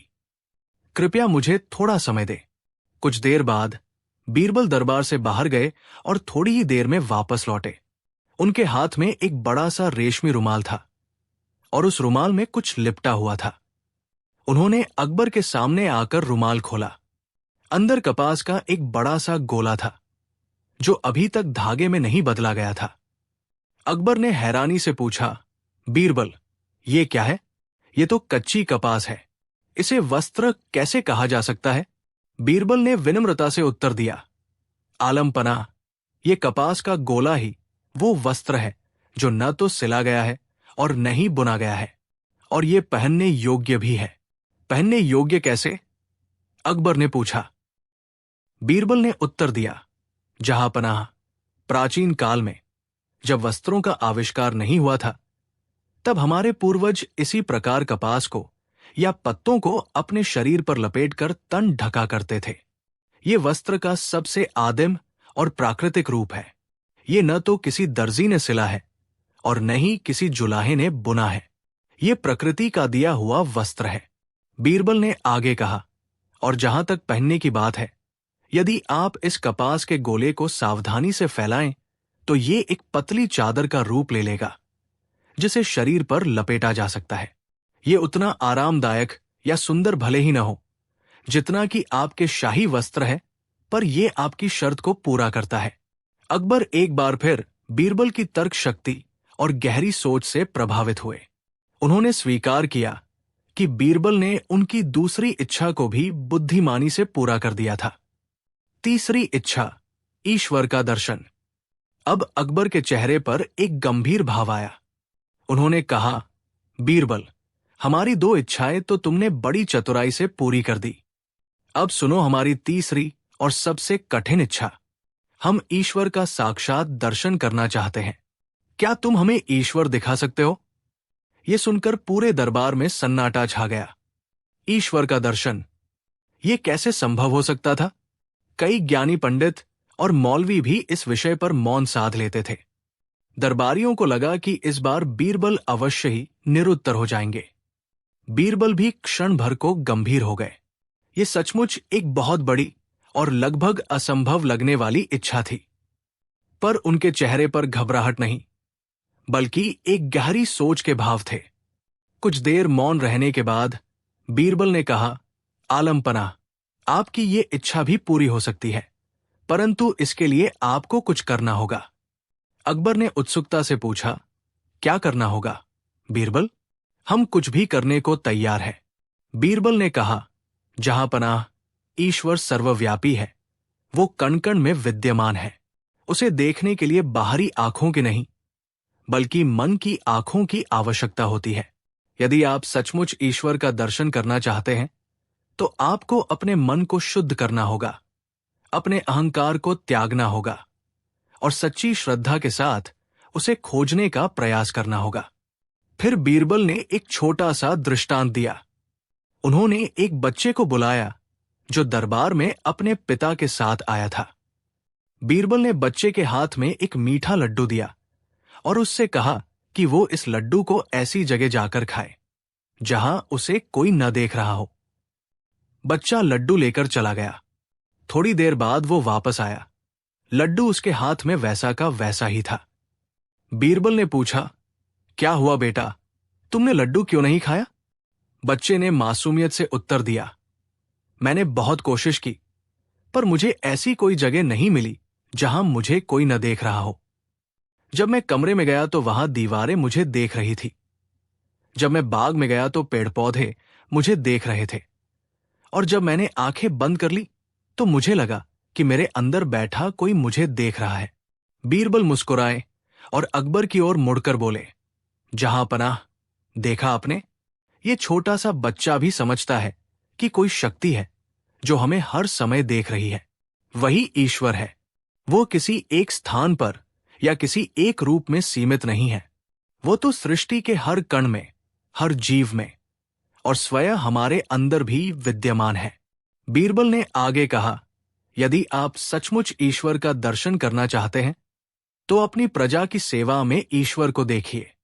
एक भूखे को भोजन कराते समय, एक प्यासे को पानी पिलाते समय, एक दुखी के आंसू पोंछते समय आपको ईश्वर के दर्शन होंगे।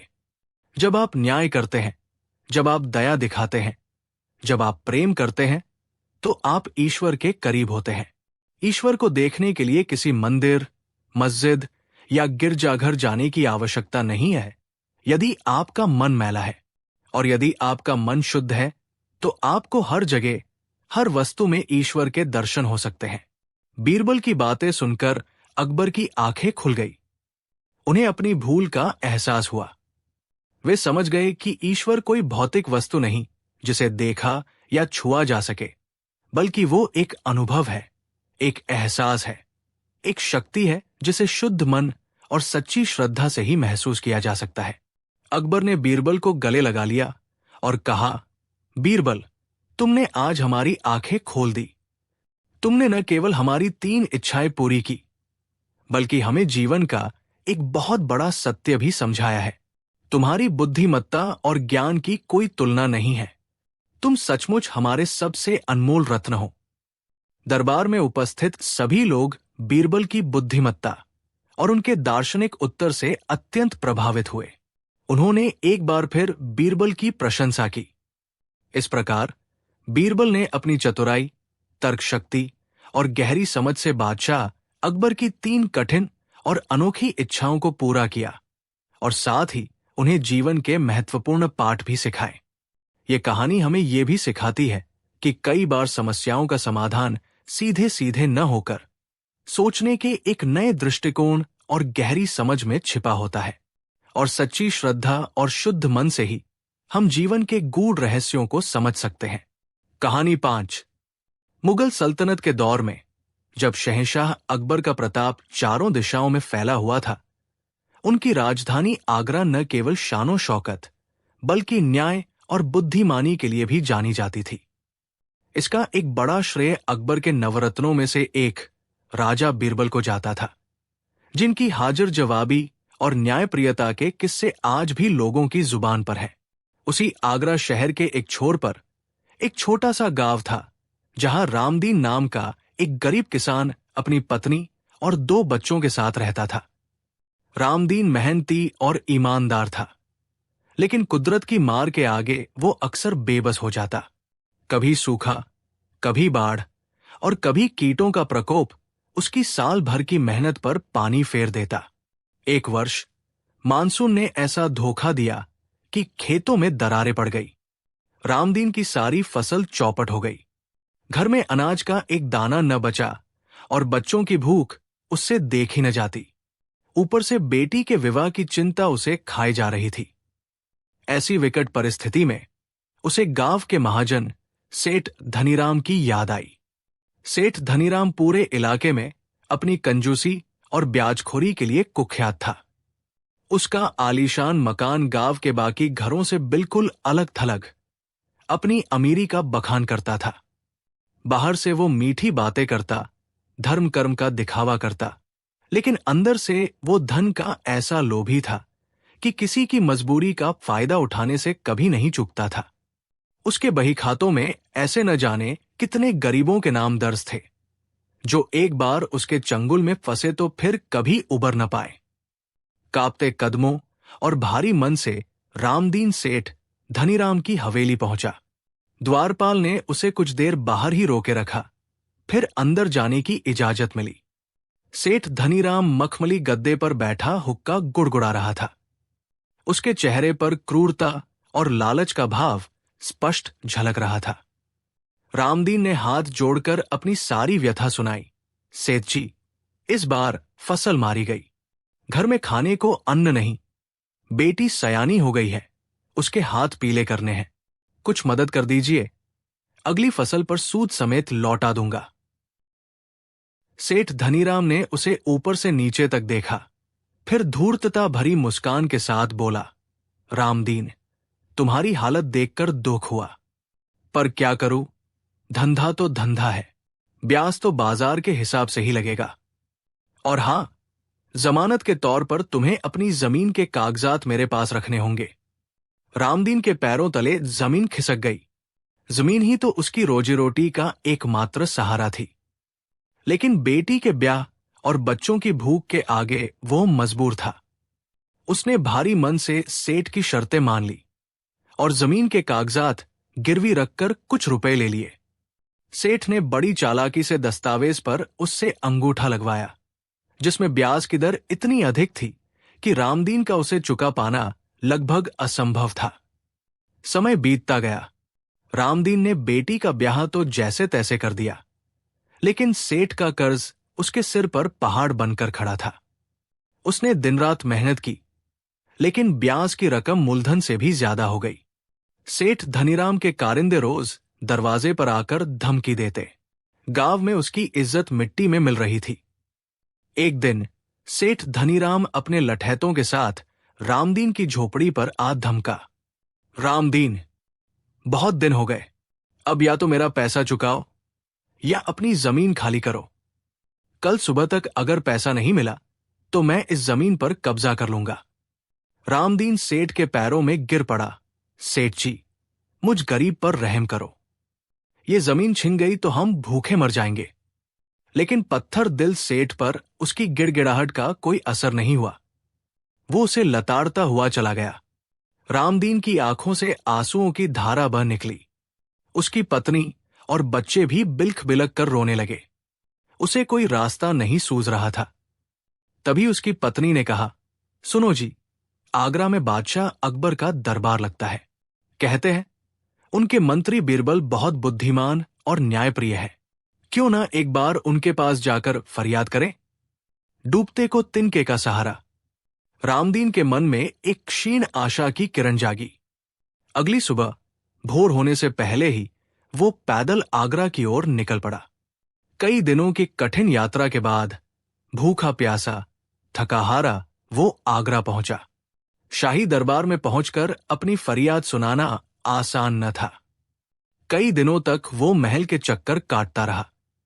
अंततः एक दिन जब बादशाह अकबर आम लोगों की समस्याएं सुन रहे थे, रामदीन को भी अपनी बात कहने का मौका मिला।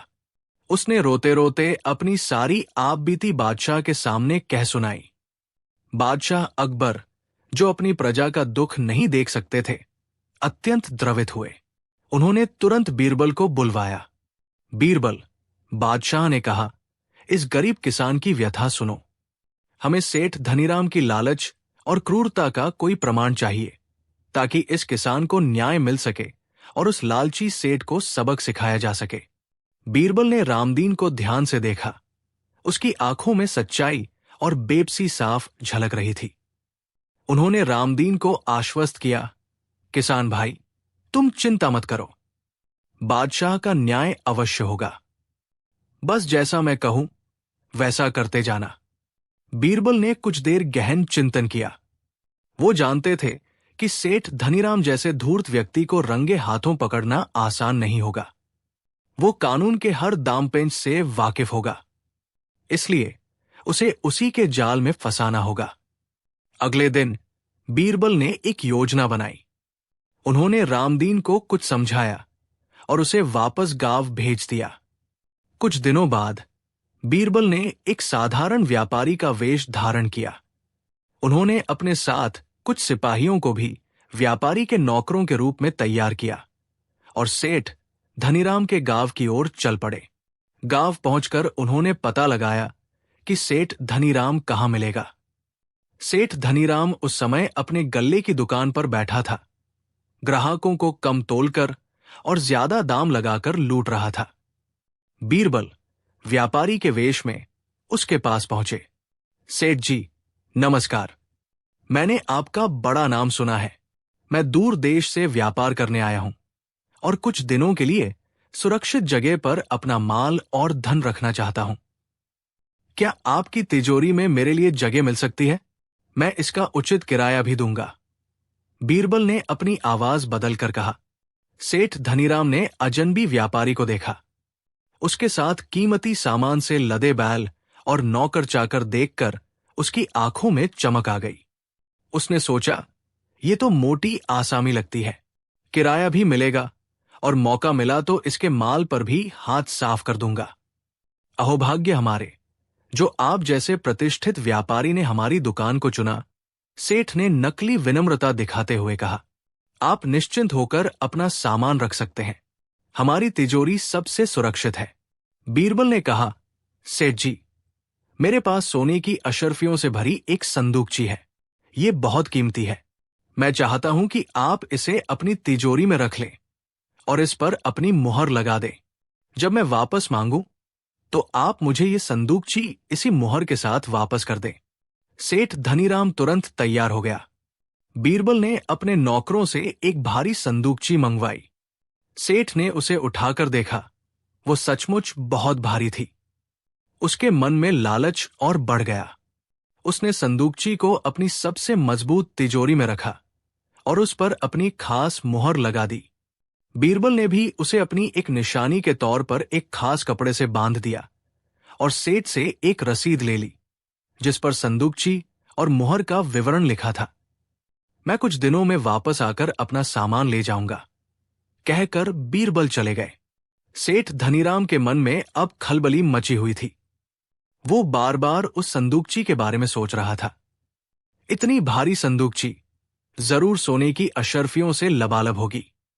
अगर इसमें से कुछ अशर्फियां निकाल लूं तो किसे पता चलेगा? मुहर तो मेरी ही है। मैं दोबारा वैसी ही मुहर लगा दूंगा। लालच ने उसकी बुद्धि हर ली थी। उसी रात उसने चुपके से तिजोरी खोली। उसने बीरबल द्वारा बांधे गए कपड़े को सावधानी से खोला, फिर अपनी मुहर तोड़ी। संदूकची खोलकर देखा तो उसकी आंखें फटी की फटी रह गई। संदूकची में सोने की अशर्फियों की जगह पत्थर और कंकड़ भरे हुए थे। सेठ का माथा ठनका। ये क्या धोखा है? उस व्यापारी ने मुझे ठग लिया। वो गुस्से और निराशा से भर गया। लेकिन अगर मैं ये बात किसी को बताता हूं तो मेरी ही जग हंसाई होगी कि इतना बड़ा महाजन होकर भी एक अजनबी से ठगा गया। फिर उसने सोचा, चलो पत्थर ही सही, लेकिन मुहर तो मैंने तोड़ ही दी है। अब अगर वो व्यापारी वापस आता है और संदूकची मांगता है और उसमें पत्थर देखता है तो वो मुझ पर चोरी का इल्जाम लगाएगा। इससे तो अच्छा है कि मैं इस संदूकची को ही गायब कर दूं और कह दूं कि चोरी हो गई। लेकिन फिर उसे अपनी प्रतिष्ठा का ख्याल आया। चोरी की घटना उसकी साख को बट्टा लगा सकती थी। वो बड़ी उलझन में पड़ गया। सोचते सोचते उसे एक तरकीब सूझी। क्यों न मैं इस संदूकची में अपनी ओर से कुछ पुरानी मामूली कीमत की अशर्फियां डाल दूं। कम से कम ये तो नहीं लगेगा कि मैंने सब कुछ हड़प लिया। और अगर वो व्यापारी ज्यादा होशियारी दिखाए तो मैं कह दूंगा कि उसने ही कम अशर्फियां रखी थी। उसने संदूकची में कुछ पुरानी घिसी पिटी अशर्फियां डाल दी, ऊपर से पत्थर वैसे ही जमा दिए और संदूकची बंद करके उस पर दोबारा अपनी मुहर लगा दी। फिर जैसा कपड़ा बीरबल ने बांधा था वैसा ही कपड़ा बांधने की कोशिश की, लेकिन वो पहले जैसा नहीं बंध सका। 2 दिन बाद बीरबल उसी व्यापारी के वेश में सेठ धनीराम के पास पहुंचे। सेठ जी, मैं अपनी संदूकची वापस लेने आया हूं। सेठ धनीराम ने घबराहट छिपाते हुए कहा, जी जी, बिल्कुल, आपकी अमानत सुरक्षित है। उसने तिजोरी से संदूकची निकाली और बीरबल को दे दी। बीरबल ने संदूकची को ध्यान से देखा। मुहर तो वैसी ही लग रही थी, लेकिन कपड़े के बंधने का तरीका थोड़ा अलग था। बीरबल मुस्कुराए। सेठ जी, क्या आपने इस संदूकची को खोलकर देखा था? बीरबल ने सीधे पूछा। सेठ हकला गया। नहीं, नहीं तो आपकी अमानत को मैं क्यों खोलता? ठीक है, बीरबल ने कहा, मैं चाहता हूं कि गांव के कुछ प्रतिष्ठित लोग और पंचायत के सदस्य यहां आ जाएं। मैं उन्हीं के सामने अपनी संदूकची खोलूंगा, ताकि कोई शक शुबा न रहे। सेठ धनीराम का दिल जोर जोर से धड़कने लगा। उसने आनाकानी करने की कोशिश की। इसकी क्या जरूरत है? आप अपनी चीज ले जाइए। लेकिन बीरबल अड़े रहे। मजबूरन सेठ को पंचायत बुलानी पड़ी। रामदीन भी वहां मौजूद था। चुपचाप सब देख रहा था। जब पंच और गांव के गणमान्य लोग इकट्ठा हो गए, तो बीरबल ने कहा, मैंने सेठ धनीराम के पास सोने की अशर्फियों से भरी एक संदूकची अमानत के तौर पर रखी थी, जिस पर सेठ जी ने अपनी मुहर लगाई थी। अब मैं ये संदूकची वापस ले रहा हूं और आप सबके सामने इसे खोलना चाहता हूं। सबकी नजरें संदूकची पर टिक गई। बीरबल ने सेठ की मुहर तोड़ी और संदूकची खोली। अंदर पत्थर और कुछ पुरानी अशर्फियां देखकर सब हैरान रह गए। सेठ धनीराम तुरंत चिल्लाया, देखा, देखा सबने, इसी व्यापारी ने मुझे धोखा दिया। इसने पत्थर रखकर मुझसे कहा कि अशर्फिया है। बीरबल शांत स्वर में बोले, सेठ जी, आप इतने उत्तेजित क्यों हो रहे हैं? अगर मैंने पत्थर रखे थे तो आपको उसी समय पता चल जाना चाहिए था जब आपने इसे उठाया था, या फिर जब आपने इसे अपनी तिजोरी में रखा। यह संदूकची अब भी उतनी ही भारी है जितनी पहले थी। फिर बीरबल पंचों की ओर मुड़े। पंच परमेश्वरों, इस संदूकची में वास्तव में केवल पत्थर ही थे। मैंने जानबूझकर ऐसा किया था, ये देखने के लिए कि सेठ धनीराम कितने ईमानदार है। अगर ये ईमानदार होते तो इन्हें संदूकची खोलने की जरूरत ही नहीं पड़ती और ये मुझे वैसे ही लौटा देते जैसी मैंने दी थी। लेकिन इन्होंने न केवल मुहर तोड़कर इसे खोला, बल्कि इसमें अपनी ओर से ये कुछ पुरानी अशर्फिया भी डाल दी। शायद ये सोचकर कि मैं कम अशर्फिया देखकर इन पर चोरी का आरोप न लगाऊं, या शायद अपनी लालच को थोड़ा कम दिखाने के लिए। बीरबल ने फिर उस कपड़े की ओर इशारा किया, और ये कपड़ा भी ठीक वैसे नहीं बंधा है जैसा मैंने बांधा था। इससे सिद्ध होता है कि इसे खोला गया है। सेठ धनीराम का चेहरा सफेद पड़ गया। उसकी सारी चालाकी धरी की धरी रह गई थी। वो कुछ बोल नहीं पा रहा था। बीरबल ने अपनी असली आवाज में कहना शुरू किया, सेठ धनीराम, तुम्हारी लालच और बेईमानी आज सबके सामने आ गई है। तुम जैसे लोग गरीबों की मजबूरी का फायदा उठाकर उन्हें लूटते हो। तभी बीरबल के साथ आए सिपाही अपने असली रूप में आ गए। सेठ और वहां मौजूद सभी लोग ये देखकर चौंक गए कि वो व्यापारी कोई और नहीं बल्कि स्वयं राजा बीरबल थे। बीरबल ने रामदीन को आगे बुलाया और कहा, यह है रामदीन, जिसे तुमने अपनी ब्याजखोरी और धूर्तता से बर्बाद करने की कोशिश की। तुमने इसकी जमीन के कागजात भी हथिया लिए। उन्होंने सेठ धनीराम को आदेश दिया, अभी इसी वक्त रामदीन के जमीन के कागजात वापस करो और उसका सारा कर्ज माफ करो। यही तुम्हारी सजा है कि तुम्हारी असलियत आज पूरे गांव के सामने आ गई है।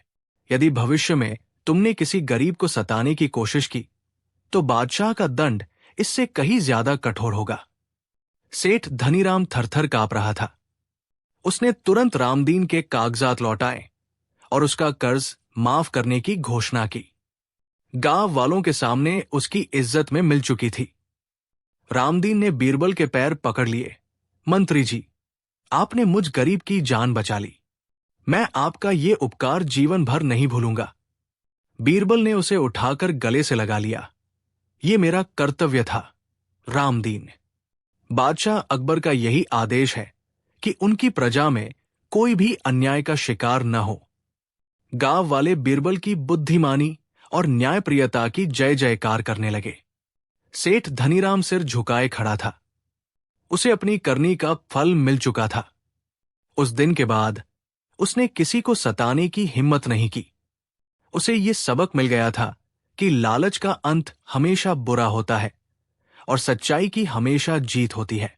इस प्रकार बीरबल ने अपनी चतुराई से न केवल एक लालची सेठ को सबक सिखाया, बल्कि एक गरीब किसान को उसका हक भी दिलाया और न्याय की स्थापना की।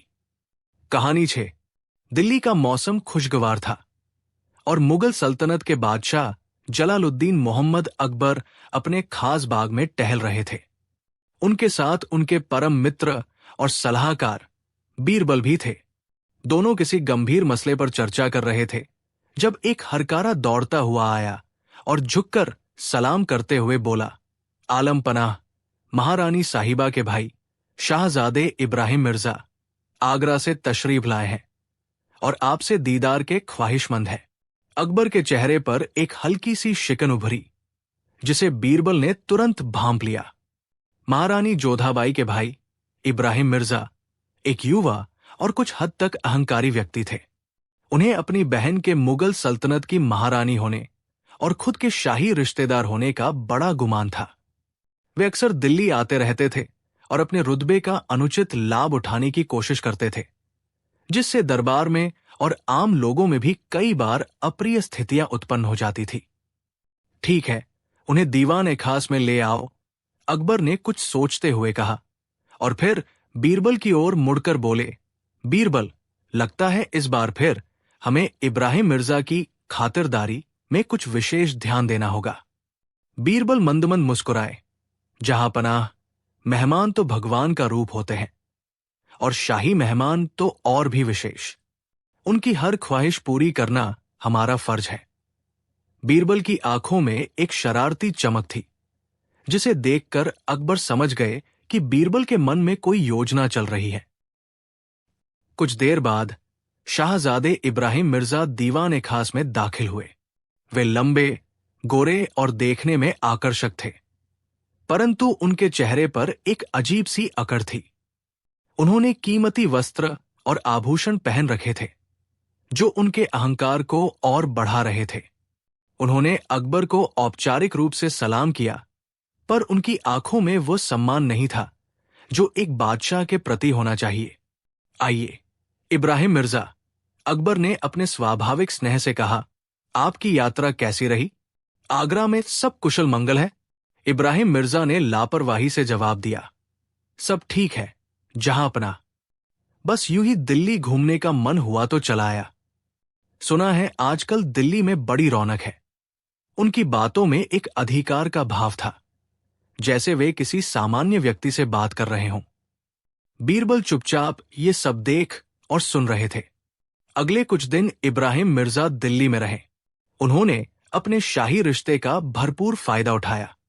वे बिना किसी रोकटों के शाही महल के किसी भी हिस्से में घूमते, दरबारियों पर बेवजह रौब जमाते और छोटी छोटी बातों पर हंगामा खड़ा कर देते। उन्होंने कई बार बीरबल को भी नीचा दिखाने की कोशिश की, क्योंकि वे जानते थे कि बीरबल बादशाह के सबसे करीबी और विश्वसनीय व्यक्ति है। एक दिन इब्राहिम मिर्जा ने एक नया शौक पाला।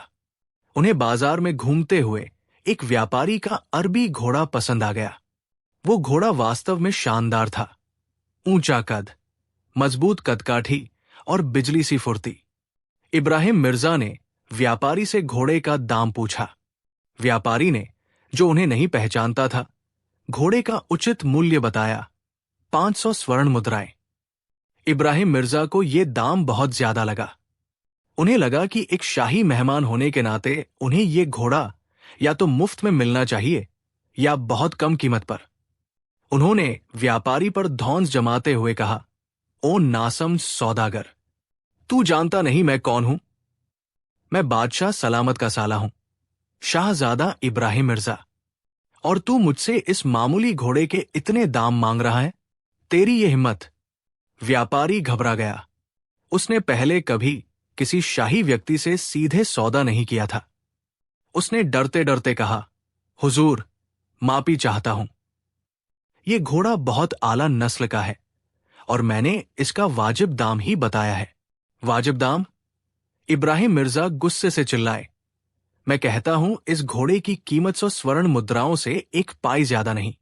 देता है तो दे, वरना मैं तुझे कोतवाल के हवाले करवा दूंगा, झूठे इल्जाम में फंसवाकर।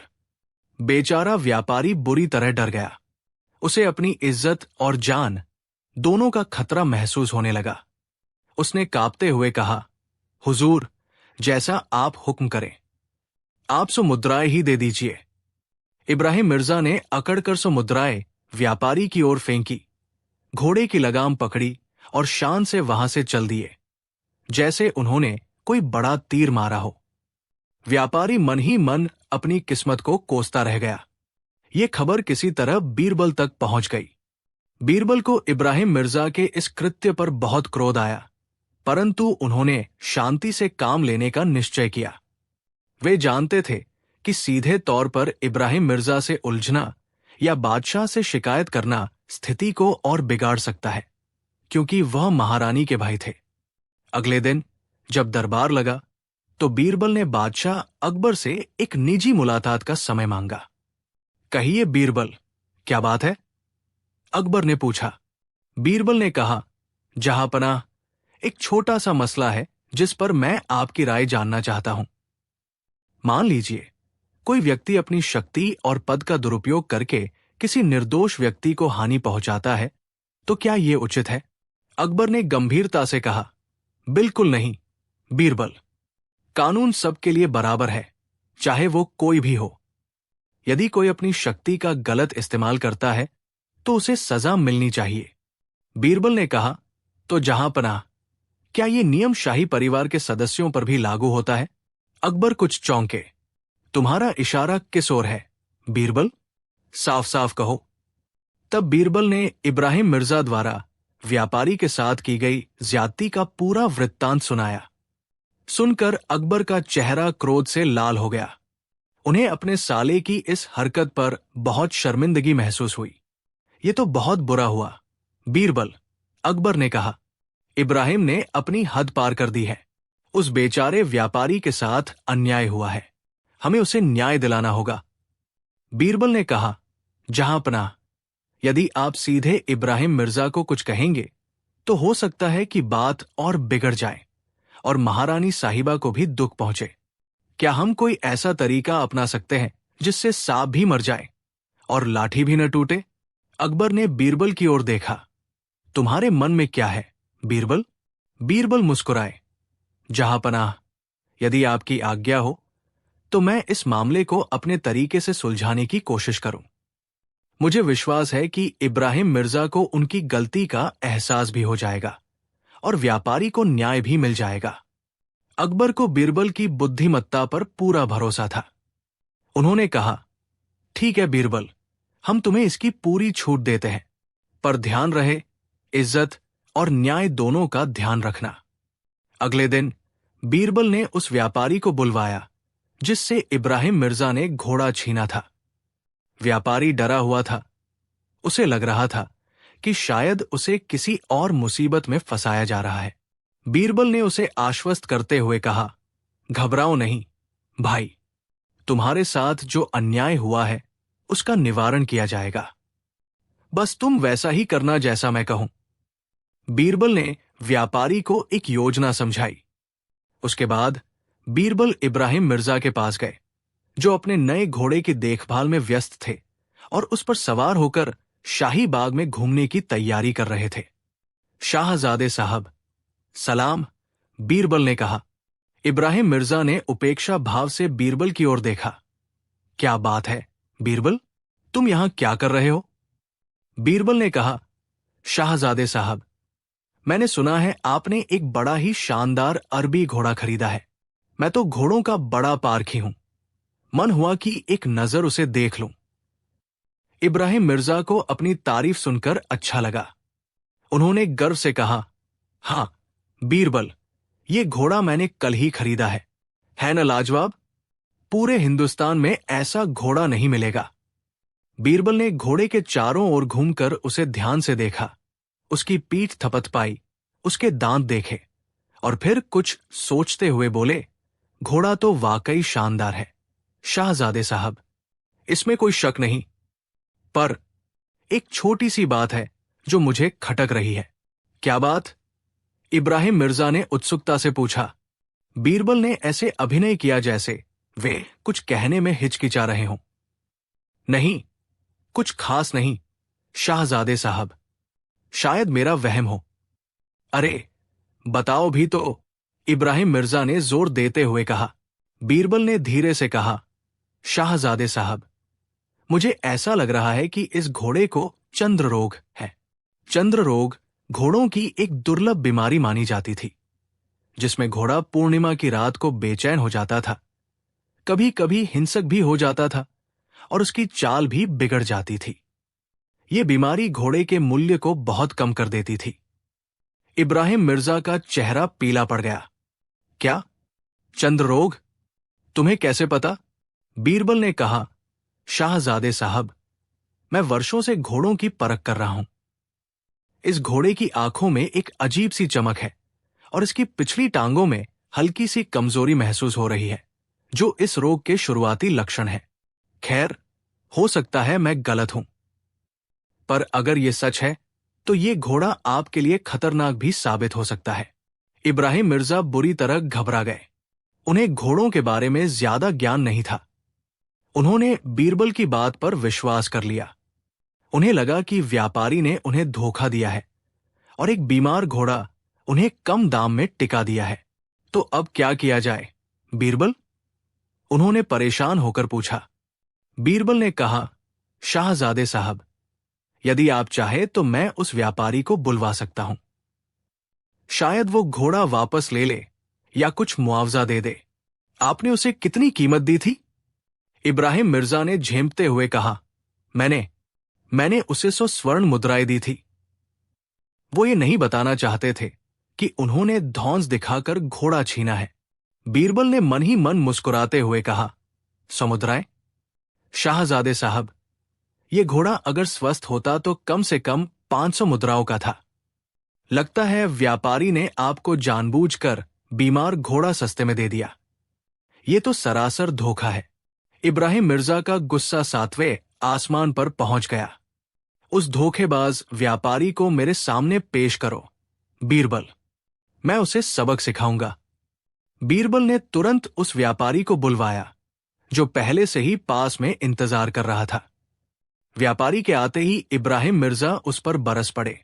क्यों रे बेईमान, तूने मुझे ये बीमार घोड़ा टिका दिया? तुझे पता नहीं मैं कौन हूं? मैं तुझे जिंदा जमीन में गड़वा दूंगा। व्यापारी ने बीरबल की सिखाई हुई योजना के अनुसार भोलेपन का अभिनय करते हुए कहा, हुजूर, कैसी बातें कर रहे हैं आप? ये घोड़ा तो बिल्कुल स्वस्थ है। मैंने तो आपको इसके 500 मुद्राएं बताए थे, पर आपने तो मुझे 100 मुद्राएं ही दी। इब्राहिम मिर्जा और भी उलझन में पड़ गए। उन्होंने बीरबल की ओर देखा। बीरबल ने कहा, शाहजादे साहब, मुझे लगता है कुछ गड़बड़ है। व्यापारी कह रहा है कि घोड़ा स्वस्थ है और उसने 500 मुद्राएं मांगी थी। आप कह रहे हैं कि घोड़ा बीमार है और आपने 100 मुद्राएं दी। फिर बीरबल व्यापारी की ओर मुड़े। सौदागर, क्या तुम सच कह रहे हो कि ये घोड़ा स्वस्थ है और तुमने इसके 500 मुद्राएं मांगे थे? व्यापारी ने कहा, जी हां हुजूर, आप चाहें तो किसी भी माहिर घोड़ा पारखी से इसकी जांच करवा लें। ये घोड़ा अव्वल दर्जे का है। बीरबल ने इब्राहिम मिर्जा से कहा, शाहजादे साहब, यदि घोड़ा स्वस्थ है तो ये आपके लिए बहुत ही फायदे का सौदा हुआ। 500 मुद्राओं का घोड़ा आपको सिर्फ 100 मुद्राओं में मिल गया। पर यदि ये बीमार है, जैसा मुझे अंदेशा है, तो ये आपके लिए नुकसानदेह है। इब्राहिम मिर्जा अब बुरी तरह फंस चुके थे। अगर वे कहते कि घोड़ा स्वस्थ है, तो उन्हें मानना पड़ता कि उन्होंने व्यापारी से जबरदस्ती कम दाम में लिया है, जो उनकी शान के खिलाफ था। और अगर वे कहते कि घोड़ा बीमार है, तो उन्हें एक बीमार घोड़ा रखने का उपहास सहना पड़ता। बीरबल ने आगे कहा, एक काम करते हैं शाहजादे साहब, यदि व्यापारी अपने घोड़े को स्वस्थ बता रहा है और 500 मुद्राएं इसकी कीमत बता रहा है, तो आप इसे बाकी की 400 मुद्राएं और दे दीजिए, और ये शानदार घोड़ा अपने पास रखिए। और यदि आपको अब भी लगता है कि ये बीमार है, तो आप इसे व्यापारी को वापस कर दीजिए और अपनी 100 मुद्राएं ले लीजिए। इब्राहिम मिर्जा के पास अब कोई चारा नहीं था। उन्हें अपनी इज्जत बचानी थी। बीमार घोड़ा रखना उनके लिए अपमानजनक था, और 400 मुद्राएं और देना भी उन्हें गंवारा नहीं था, क्योंकि उन्हें लग रहा था कि बीरबल की बात सही है और घोड़ा वाकई बीमार हो सकता है। उन्होंने कुछ देर सोचा और फिर भारी मन से कहा, ठीक है, मैं ये घोड़ा वापस करता हूं। मुझे बीमार घोड़ा नहीं चाहिए। उन्होंने व्यापारी को घोड़ा लौटा दिया और अपनी 100 मुद्राएं वापस ले ली, जो व्यापारी ने बीरबल के इशारे पर तुरंत दे दी। व्यापारी ने मन ही मन बीरबल को धन्यवाद दिया और अपना घोड़ा लेकर खुशी खुशी चला गया। इब्राहिम मिर्जा का मुंह उतर गया था। उनकी सारी हैकड़ी निकल चुकी थी। उन्हें अपनी गलती का एहसास हो रहा था, पर वे कुछ कह नहीं पा रहे थे। बीरबल ने नम्रता से कहा, शाहजादे साहब, कभी कभी जल्दबाजी में गलतियां हो जाती है। अच्छा हुआ कि समय रहते सच सामने आ गया। इब्राहिम मिर्जा बिना कुछ कहे वहां से चले गए। शाम को जब अकबर ने बीरबल से इस मामले के बारे में पूछा, तो बीरबल ने पूरी घटना विस्तार से बताई। अकबर बीरबल की बुद्धिमानी और चतुराई पर बहुत प्रसन्न हुए। वाह बीरबल, तुमने तो कमाल कर दिया, अकबर ने हंसते हुए कहा। इब्राहिम को सबक भी मिल गया, व्यापारी को न्याय भी, और हमारी सल्तनत की इज्जत भी बच गई। तुमने सचमुच सांप को भी मार दिया और लाठी भी नहीं टूटने दी। कुछ दिनों बाद इब्राहिम मिर्जा आगरा लौट गए। इस बार उनके व्यवहार में पहले जैसी अकड़ नहीं थी। उन्हें यह सबक मिल चुका था कि शाही रिश्तेदारी का घमंड करना और अपनी शक्ति का दुरुपयोग करना हमेशा महंगा पड़ सकता है, खासकर जब बीरबल जैसा बुद्धिमान व्यक्ति सामने हो। यह कहानी भी अकबर और बीरबल की उन अनगिनत कथाओं में शामिल हो गई, जो ये सिखाती है कि सच्ची शक्ति विनम्रता और न्याय में है, अहंकार और धौंस में नहीं। और बुद्धि का सही उपयोग किसी भी जटिल समस्या का समाधान निकाल सकता है, बिना किसी कटुता या टकराव के। कहानी 7। एक सर्द सुबह दीवाना में जब दरबार लगा, तो माहौल में कुछ रोजाना से हटकर हलचल थी। बादशाह अकबर के सिंहासन के समक्ष एक विदेशी रौबदार व्यक्तित्व का व्यक्ति खड़ा था। उसके वस्त्र और भाषा शैली से प्रतीत होता था कि वो किसी दूर देश, शायद फारस या तुर्किस्तान से आया है। उसका नाम था मिर्जा बख्तियार, और वो अपने आप को दर्शन शास्त्र, तर्कशास्त्र और विभिन्न विद्याओं का प्रकांड विद्वान बताता था। मिर्जा बख्तियार ने बादशाह अकबर के दरबार की बुद्धिमत्ता की ख्याति सुनी थी, और वो खास तौर पर यहां के विद्वानों को चुनौती देने आया था। उसने बादशाह के सामने अपनी विद्वत्ता का बखान किया और फिर बड़ी अकड़ के साथ कहा, शहंशाहिंद, मैंने सुना है कि आपके दरबार में बड़े बड़े बुद्धिमान और ज्ञानी जन हैं। मैं उन सबको शास्त्रार्थ के लिए चुनौती देता हूं। यदि आपके दरबार का कोई भी विद्वान मुझे तर्क में पराजित कर दे, तो मैं अपनी सारी संपत्ति आपके चरणों में अर्पित कर दूंगा और जीवन भर आपकी गुलामी करूंगा। परंतु यदि कोई मुझे हरा न सका, तो आपको यह स्वीकार करना होगा कि मेरा ज्ञान आपके सभी दरबारियों से श्रेष्ठ है, और मुझे उचित सम्मान और पुरस्कार देना होगा। यह सुनकर दरबार में सन्नाटा छा गया। मिर्जा बख्तियार की बातों में अहंकार तो था, पर उसके चेहरे पर आत्मविश्वास भी झलक रहा था। बादशाह अकबर ने अपने प्रमुख दरबारियों की ओर देखा। कई जाने माने विद्वान, कवि और सलाहकार दरबार में मौजूद थे, पर मिर्जा बख्तियार की चुनौती को स्वीकार करने में वे हिचकिचा रहे थे। मिर्जा की ख्याति उनसे पहले ही आगरा पहुंच चुकी थी, और यह भी सुना गया था कि उसने कई देशों के विद्वानों को शास्त्रार्थ में पराजित किया था। सबसे पहले दरबार के मुख्य काजी, जो अपने ज्ञान और तर्क शक्ति के लिए जाने जाते थे, ने मिर्जा बख्तियार से कुछ सवाल जवाब किए, पर मिर्जा ने बड़ी चतुराई से उनके हर तर्क को काट दिया और उन्हें निरुत्तर कर दिया। फिर राजकवि फैजी ने काव्य और दर्शन के गूढ़ प्रश्नों पर चर्चा छेड़ी, पर मिर्जा ने उन्हें भी अपने शब्दों के जाल में उलझा दिया। एक एक करके कई अन्य दरबारियों ने अपनी किस्मत आजमाई, पर नतीजा वही रहा। मिर्जा बख्तियार अपनी वाकपटुता और ज्ञान से सबको परास्त करते जा रहे थे। दरबार में निराशा का माहौल छाने लगा। बादशाह अकबर के माथे पर चिंता की लकीरें उभर आई। ये उनकी सल्तनत की प्रतिष्ठा का सवाल था। अगर उनके दरबारी एक विदेशी विद्वान से हार गए तो दुनिया क्या कहेगी? इस पूरे घटनाक्रम के दौरान दरबार में एक महत्वपूर्ण व्यक्ति अनुपस्थित था, राजा बीरबल। बीरबल किसी जरूरी राजकीय कार्य से कुछ दिनों के लिए शहर से बाहर गए हुए थे और उनके आज लौटने की संभावना थी। बादशाह अकबर मन ही मन बीरबल को याद कर रहे थे। उन्हें विश्वास था कि यदि बीरबल यहां होते तो वे जरूर इस विदेशी विद्वान को कोई न कोई जवाब देते। मिर्जा बख्तियार अपनी विजयों से और भी अहंकारी होता जा रहा था। उसने व्यंग्य से कहा, क्या शहंशाह के दरबार में और कोई नहीं है जो मेरे ज्ञान का सामना कर सके? या मुझे ये मान लेना चाहिए कि यहां बुद्धिमत्ता का अकाल पड़ गया है? ये सुनकर दरबारियों का खून खौल उठा, पर वे बेबस थे। बादशाह अकबर कुछ कहने ही वाले थे कि तभी द्वारपाल ने सूचना दी कि राजा बीरबल वापस आ गए हैं और दरबार में हाजिर होना चाहते हैं। बादशाह के चेहरे पर उम्मीद की एक किरण दिखाई दी। उन्होंने तुरंत बीरबल को अंदर बुलाने का आदेश दिया। बीरबल दरबार में दाखिल हुए। उन्हें देखकर मिर्जा बख्तियार ने उन्हें ऊपर से नीचे तक देखा, जैसे कोई मामूली व्यक्ति हो। बीरबल ने बादशाह को सलाम किया और फिर दरबार के तनावपूर्ण माहौल को भांप लिया। बादशाह ने संक्षेप में बीरबल को सारी स्थिति समझाई और मिर्जा बख्तियार की चुनौती के बारे में बताया। बीरबल, बादशाह ने कहा, अब इस दरबार की और हमारी सल्तनत की इज्जत तुम्हारे हाथों में है। क्या तुम इस विद्वान की चुनौती को स्वीकार करते हो? बीरबल ने मिर्जा बख्तियार की ओर देखा, जिनके चेहरे पर अब भी अहंकार और विजय का भाव था।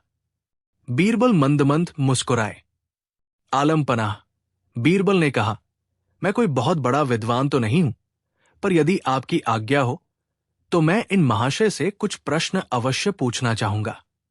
मिर्जा बख्तियार हंसा। मुझसे प्रश्न? तुम मुझसे प्रश्न पूछोगे जो इतने बड़े बड़े ज्ञानियों को निरुत्तर कर चुका है? खैर, पूछो जो पूछना है। मैं तुम्हारे हर बचकाने सवाल का जवाब देने को तैयार हूं। बीरबल ने कहा, महाशय, मेरा सवाल कोई बहुत गूढ़ या दार्शनिक नहीं है। बहुत ही सीधा और सरल सवाल है। यदि आप उसका सही जवाब दे पाए तो मैं आपकी विद्वत्ता का लोहा मान लूंगा और स्वयं आपकी गुलामी स्वीकार कर लूंगा। पर यदि आप जवाब न दे पाए तो आपको यह मानना होगा कि कभी कभी बड़ा ज्ञान भी छोटी सी बात के आगे बौना पड़ जाता है। मिर्जा बख्तियार को बीरबल की ये बात अपनी तौहीन लगी। ठीक है, पूछो अपना सरल सवाल। मैं तुम्हारी चुनौती स्वीकार करता हूं। पूरा दरबार सांस रोके बीरबल की ओर देख रहा था। सबको लग रहा था कि बीरबल कोई बहुत ही कठिन पहेली या कोई ऐसा प्रश्न पूछेंगे जिसका जवाब देना मिर्जा के लिए असंभव हो। बादशाह अकबर भी उत्सुकता से बीरबल की ओर देख रहे थे। बीरबल ने एक पल के लिए आंखें बंद की, फिर मिर्जा बख्तियार की आंखों में आंखें डालकर पूछा, महाशय, मेरा सवाल यह है कि ठीक इस समय आपके मन में क्या चल रहा है? आपके मन में क्या चल रहा है? बीरबल का यह सवाल सुनकर मिर्जा बख्तियार अवाक रह गया। यह कैसा सवाल था? कोई व्यक्ति दूसरे के मन की बात कैसे जान सकता है? यह तो सरासर असंभव था। एक पल के लिए तो उसे लगा कि बीरबल उसका मजाक उड़ा रहे हैं, पर बीरबल के चेहरे पर गंभीरता थी। मिर्जा बख्तियार ने कहा, यह कैसा बेहुदा सवाल है? किसी के मन की बात जानना किसी के लिए भी संभव नहीं है। तुम मुझसे कोई तार्किक या ज्ञान का प्रश्न पूछो। बीरबल मुस्कुराए। महाशय, मैंने तो पहले ही कहा था कि मेरा सवाल बहुत सीधा और सरल है। आपने चुनौती स्वीकार की थी कि आप मेरे सवाल का जवाब देंगे। अब आप पीछे नहीं हट सकते। बताइए, आपके मन में इस समय क्या चल रहा है? मिर्जा बख्तियार बुरी तरह फंस गया था। अगर वो कहता कि वो नहीं जानता तो वो बीरबल से हार जाता, और अगर वो कुछ भी मनगढ़ंत कहता तो बीरबल उसे कैसे सत्यापित करते। वो जानता था कि बीरबल उसे यूं ही नहीं छोड़ेंगे। कुछ देर तक सोचने के बाद मिर्जा बख्तियार ने एक चाल चलने की सोची। उसने कहा, ठीक है, मैं बताता हूं। इस समय मेरे मन में चल रहा है कि शहंशाह अकबर एक महान और न्यायप्रिय शासक है और उनका दरबार बुद्धिमत्ता का केंद्र है। उसने सोचा कि ऐसी तारीफ सुनकर बादशाह खुश होंगे और बीरबल कुछ नहीं कह पाएंगे। दरबार में कुछ लोग मिर्जा की इस चतुराई पर मुस्कुराए।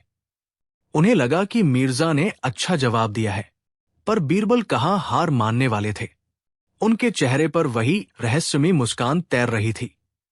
बीरबल ने कहा, वाह महाशय, वाह, क्या खूब कहा, पर आप सरासर झूठ बोल रहे हैं। यह सुनकर मिर्जा बख्तियार चौंक गया। झूठ? मैं झूठ बोल रहा हूं? इसका क्या प्रमाण है तुम्हारे पास? अब आया कहानी का वो मोड़ जहां बीरबल ने हारी हुई बाजी को पलट दिया।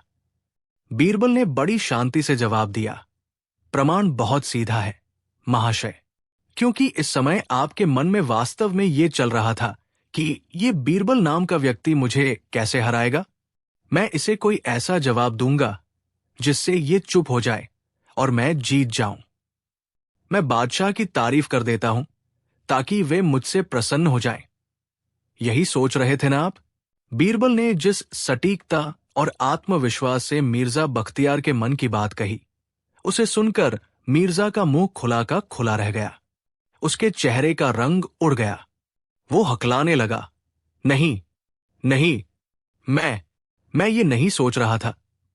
बीरबल मुस्कुराए, तो फिर आप क्या सोच रहे थे महाशय? कृपया हमें भी बताएं। अब मिर्जा बख्तियार के पास कोई रास्ता नहीं बचा था। अगर वो कहता कि बीरबल गलत है तो उसे बताना पड़ता कि वो क्या सोच रहा था, और बीरबल ने लगभग वही बात कह दी थी जो शायद उसके मन में चल रही थी, अपनी जीत और बीरबल को हराने की तरकीब। और अगर वह चुप रहता तो भी उसकी हार निश्चित थी। बीरबल ने बादशाह अकबर की ओर मुड़कर कहा, आलम पनाह, देखिए, ये महाशय दावा करते हैं कि ये बहुत बड़े विद्वान हैं और सबके मन की बात जान सकते हैं। हालांकि ये दावा उन्होंने सीधे तौर पर नहीं किया था, पर उनकी चुनौती का भाव यही था। पर जब मैंने इनसे इनके ही मन की बात पूछी तो ये सक्का गए और झूठ बोलने लगे। इससे यह साबित होता है कि सच्चा ज्ञान अहंकार में नहीं, बल्कि विनम्रता और सच्चाई में निहित होता है। और कभी कभी बड़े बड़े दार्शनिक प्रश्न भी एक सीधे से सवाल के आगे फीके पड़ जाते हैं। बादशाह अकबर बीरबल की इस अद्भुत चतुराई और मनोवैज्ञानिक समझ को देखकर स्तब्ध रह गए। उन्हें समझ आ गया था कि बीरबल ने कैसे मिर्जा बख्तियार को उसी के जाल में फंसा लिया था। बीरबल ने ऐसा सवाल पूछा था जिसका कोई भी सही जवाब मिर्जा के पास नहीं था, और हर संभावित जवाब में उसकी हार छिपी थी। बादशाह अकबर जोर जोर से ठहाके मारकर हंसने लगे। हां हां हां, बीरबल, मान गए तुम्हारी बुद्धि को। क्या खूब पासा पलटा है तुमने। वाकई अंत तक देखे बिना किसी नतीजे पर नहीं पहुंचना चाहिए। हां हां हां, बादशाह को हंसता देख पूरा दरबार भी खिलखिलाकर हंस पड़ा। मिर्जा बख्तियार का चेहरा शर्म और गुस्से से लाल हो गया था। वो समझ गया था कि बीरबल ने उसे अपनी वाक्पटुता से बुरी तरह पराजित कर दिया है। मिर्जा बख्तियार ने अपनी हार स्वीकार कर ली। उसने बीरबल से क्षमा मांगी और बादशाह अकबर से भी अपनी धृष्टता के लिए माफी मांगी। बादशाह ने उसे क्षमा तो कर दिया, पर उसे ये सबक भी मिल गया था कि सच्चा ज्ञान सिर्फ किताबों में नहीं, बल्कि व्यावहारिक बुद्धि और मानवीय स्वभाव की समझ में भी होता है। उस दिन एक बार फिर बीरबल ने साबित कर दिया कि वे क्यों बादशाह अकबर के सबसे प्रिय और विश्वसनीय सलाहकार थे। उन्होंने न केवल दरबार की इज्जत बचाई, बल्कि एक अहंकारी विद्वान को विनम्रता का पाठ भी पढ़ाया, और वो भी इतने मनोरंजक और चतुराई भरे तरीके से कि सब देखते रह गए। ये कहानी हमें सिखाती है कि परिस्थितियां कितनी भी प्रतिकूल क्यों न लगे, अंत तक उम्मीद नहीं छोड़नी चाहिए, क्योंकि एक बुद्धिमान व्यक्ति कभी भी किसी भी क्षण हारी हुई बाजी को जीत में बदल सकता है। बस जरूरत है सही समय पर सही चाल चलने की, ठीक वैसे ही जैसे बीरबल ने किया।